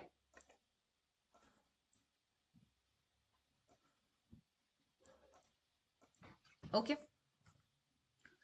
तो मुझे बात बताओ, एप्लीकेशन एंड नॉन एप्लीकेशन साथ में पढ़ना चाहिए कि नहीं पढ़ना चाहिए? बिल्कुल पढ़ना चाहिए, इसीलिए सबसेक्शन 5 एंड सबसेक्शन 6 को बेटा मैंने एक साथ रखा है। जीवन में कोई भी लॉ पढ़ रहे हो, कहां कहां ये लागू होता है उसके साथ ही यही पढ़ोगे कहां कहां लागू नहीं होता है। तो सबसेक्शन 6 बोलता है certain laws not affected by BNS.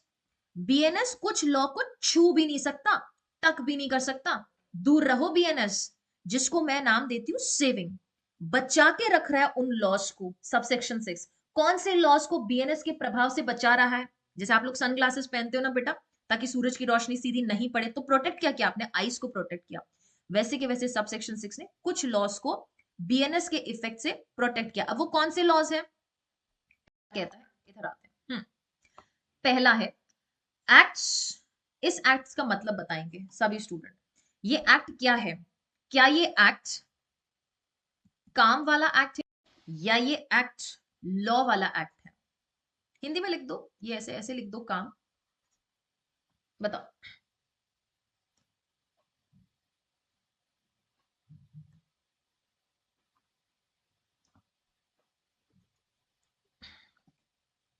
बोलो बोलो बोलो बोलो बोलो, फिर आज का क्लास वाइंड अप करते हैं।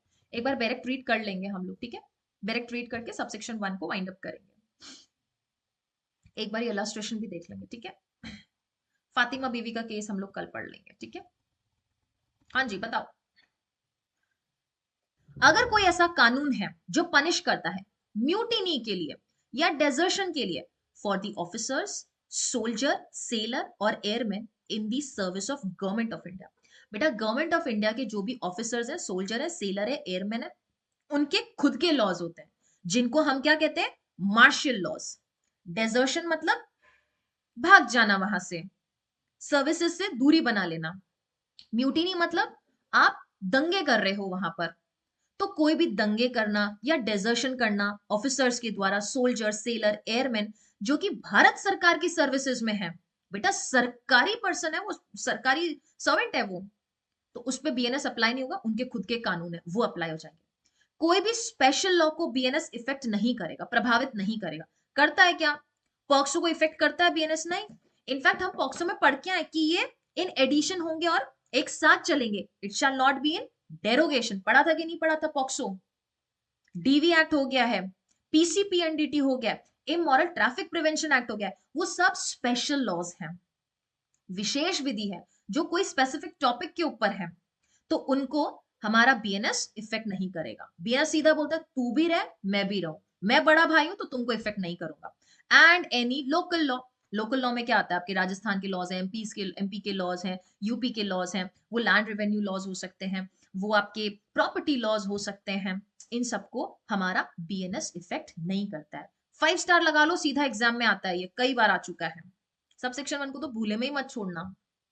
और ये कोई जरूरी नहीं है मैम हमारे स्टेट जुडिशरी में नहीं आया, दूसरे स्टेट जुडिशरी में आया है तो वो आ सकता है वापस। ओके, पढ़ लिया फटाफट सेक्शन नंबर 1 को, फिर सेशन को वाइंड अप करते। ओके, सबसेक्शन 1 ध्यान रखना बेटा, शॉर्ट टाइटल बताता है। शॉर्ट टाइटल किसमें दे रखा है? सेक्शन नंबर 1 के सबसेक्शन 1 में। कमेंसमेंट, कमेंसमेंट मतलब शुरू कब से होने वाला है, लागू कब से होने वाला है, सेक्शन 1 के सबसेक्शन 2 में इसमें दे रखा है। एप्लीकेशन, एप्लीकेशन के लिए कौन कौन सा सेक्शन है? सेक्शन नंबर 1 का subsection 3, subsection 4, subsection 5 and non application के लिए सबसेक्शन 6 है। Okay, special law prevails over general law. Very good Kavish. Okay, वापस से समझा दूंगी प्रखर, don't worry. This act may be called as the भारतीय न्याय संहिता, 2023 and it shall come into force। फटाफट से डेट बताएंगे बीएनएस कब लागू हुआ था। On such date as the central government, please note down बेटा, सेंट्रल गवर्नमेंट इस लॉ को बताएगी कि ये कब से लागू होगा। केंद्र सरकार, राज्य सरकार का कोई इसमें रोल नहीं है, क्योंकि ये लॉ भी किसने बनाया? पार्लियामेंट ने बनाया, लेजिस्लेचर ने बनाया, सेंटर ने बनाया, स्टेट ने नहीं बनाया। as the central government may by notification in the official gazette appoint and different dates may be appointed for different provisions of this संहिता, जो कि वाकई में हुआ है। क्या बोला कि संहिता में डिफरेंट डिफरेंट प्रोविजंस जो है वो हो सकता है डिफरेंट डिफरेंट डेट पर भी लागू हो, पूरी छूट दे दी सेंट्रल गवर्नमेंट को। 1 जुलाई तुषार 1 जुलाई 2024 को लागू हुआ है। जो तुम डेट बोल रहे हो वो प्रेसिडेंट की डेट है। वेरी गुड गौरव। गौरव सबसे ज्यादा तुमको इफ बट परंतु किंतु तो जब बेसिक पढ़ाया वो तो गया, और ये बेसिक के नंबर चले गए बेटा, बहुत रिग्रेट होगा। क्या पढ़ा था 25 दिसंबर, क्या है 25 दिसंबर? वेरी गुड ऋषि, वेरी गुड। तुम क्लास में तुम नोट डाउन कर लो। 25 दिसंबर 2023 प्रेसिडेंट की डेट है, प्रेसिडेंट की असेंट मिली है, और हम बोल रहे हैं एनफोर्समेंट। तुम लोग खुद ही साबित करती हो। आज दिल बड़ा प्रसन्न हुआ आज मेरा। 1 जुलाई 2024। तुमको बुरा तो बड़ा लग रहा होगा, लेकिन महसूस होना चाहिए that you people in wake of answer asking the questions which are bit irrelevant, they are relevant to the subject but they are irrelevant to the existing class। आप लोग बहुत बेसिक्स छोड़ देते हो बेटा, नहीं करो ऐसी चीजें प्लीज बेटा, हाथ जोड़ के निवेदन है। ये सवाल या तो आएंगे या नहीं आएंगे। तुम्हारे इफ बट से जो क्वेश्चंस है हो सकता है तुम वहां कॉन्सेप्ट लगा लोगे, यहां कुछ नहीं हो सकता। आता है तो आता है, नहीं आता तो नहीं आता, फैक्ट वाली चीजें हैं यहाँ पे। ठीक है, गुड रुखसार, वेरी गुड। सो 25 दिसंबर 2023 प्रेसिडेंट की असेंट मिली, एनफोर्समेंट में 1 जुलाई 2024 से आया। तो इसकी डेट कौन सी है? ये वाली 1 जुलाई 2024। एवरी पर्सन, ये किस में पढ़ा था हमने? Committed within India. Every person shall be liable to the punishment under this Sanhita and not otherwise for every act and commission contrary to the provisions thereof. Thereof मतलब इस संहिता के कॉन्ट्री कुछ भी किया तो वो गिल्टी होगा for offence committed within India. Subsection 4 किसकी बात करता है? Committed beyond India. और बियॉन्ड इंडिया कमिट होने के लिए क्या होना चाहिए बेटा? वहां पे एक इंडियन लॉ होना चाहिए। ये देखो, इंडियन लॉ होना चाहिए। इंडियन लॉ अगर एग्जिस्ट कर रहा है किसी भी ऐसे पर्सन को उस ऑफेंस के लिए लायबल ठहराने के लिए, बीएनएस के तहत ट्राई करने के लिए, जो कि उसने आउटसाइड इंडिया किया है, तो हम बीएनएस का चार्ज उस पर लगा सकते हैं। ठीक है, any person liable by any law for time being in force in India to be tried for offenses committed beyond India, तो shall be dealt with according to the provision of this Sanhita for any act committed beyond India in same manner, उसी तरीके से as if such act has been committed within India। ऐसा कानून, भारतीय कानून ऐसा जरूर एग्जिस्ट करना चाहिए जो हमें भारत के बाहर किए गए अपराध के लिए अलाउ करता हो बीएनएस में पनिश करने को, तो हम भारत के बाहर किए गए अपराध के लिए उस पर्सन को बीएनएस की पनिशमेंट देंगे एज इफ उसने भारत के अंदर ऑफेंस कमिट किया है। And fifth it says the provision of Sanhita shall also apply to the offences committed by. तो दोनों ही सबसेक्शन 4 है या सबसेक्शन 5, ये किसके बारे में बात करता है? ये बात करता है एक्स्ट्रा टेरिटोरियल एप्लीकेशन के बारे में। ठीक है, किसके द्वारा कमिट हुआ है? Any citizen of India in any place without and beyond India. Bharat के बाहर है, भारत के अंदर है, वो तो लायबल हो जाएगा। एनी पर्सन ऑन शिप और aircraft registered in India wherever it may be. Wherever मतलब हवा में है, वहां पर उनके एयरपोर्ट पे, यहाँ के एयरपोर्ट पे, कहीं पर भी है, उसने अगर शिप या एयरक्राफ्ट पे ऑफेंस कमिट कर दिया तो पर्सन लायबल हो जाएगा। वो आपका सिटीजन ऑफ इंडिया भी हो सकता है, नॉन सिटीजन भी हो सकता है। एंड सी कहता है any person in any place without and beyond India committing offense targeting a computer resource located in India। ठीक है, एक्सप्लेनेशन में इन्होंने वर्ड ऑफेंस को डिफाइन किया, बोलता है offence includes every act committed outside India which if committed in India would be punishable under this Samhita. Offence का मतलब सिंपल सा ये है जो कि आपने सबसेक्शन 4 में डिफाइन किया जिस तरीके से, कि ऑफेंस का मतलब हर वो ऑफेंस जो भारत के अंदर किया है या भारत के बाहर किया है। ठीक है, इलस्ट्रेशन, चलो पहले सबसेक्शन 6 डील करते हैं। Nothing in this Sanhita shall effect, तो क्या मैं कह सकती हूँ ये नॉन एप्लीकेशन वाला सबसेक्शन है? यस और no? Shall effect the provision of any act, किसी भी अधिनियम के, जो किससे डील करता है? For punishing mutiny and desertion of officers, soldier, sailor, airman in the service of government of India और the provisions of any special और लोकल लॉ। तो देखो हमने 3 पॉइंटर्स निकाले थे तोड़ तोड़ के। पहले फर्स्ट ये लिखा था, दूसरा हमने कहा गया हमारा स्पेशल लॉ लिखा, और तीसरा हमने लोकल लॉ लिखा। इलस्ट्रेशन देखो क्या बोलता है। A who is a citizen of India commits a murder in any place without and beyond India। Bharat के टेरिटरी के बाहर है। विदाउट मतलब जहां पे इंडिया का टेरिटोरियल ज्यूरिसडिक्शन भी नहीं पहुंचता है। He can be tried and convicted of murder in any place in India in which he may be found। वो जब भी भारत लौट जाए, या भारत से आप बाहर बाहर से भी बुला सकते हो, या भारत आ गया, मुंबई आ गया, दिल्ली आ गया, कहीं पर भी जहां पर भी उसको पकड़ा जाए उधर हम उसकी ट्रायल कर सकते हैं और उसको वहां पनिश कर सकते हैं। ठीक है। हाँ, नॉन एप्लीकेशन सेविंग भी लिख सकते हो आप। हालांकि सेविंग और नॉन एप्लीकेशन में फर्क है। नॉन एप्लीकेशन मतलब लागू ही नहीं होता है, सेविंग मतलब इफेक्ट से बचा रहे हैं। ओके। किसी भी स्टूडेंट को कोई भी मोस्ट रीजनेबल डाउट है तो रुक सकते हैं। Fatima Bibi Ahmed Patel versus state of Gujarat, very landmark case. एक बार इसको होमवर्क के तौर पे मैं दे रही हूँ, पढ़ना जरूर, बाकी अगली क्लास में इसको कवर करेंगे। और आज का मेंस का क्वेश्चन लेके जाएंगे सभी students. Explain the difference between attempt and preparation। Important question है, टैबुलर फॉर्म में आप इसका डिफरेंस बनाएंगे।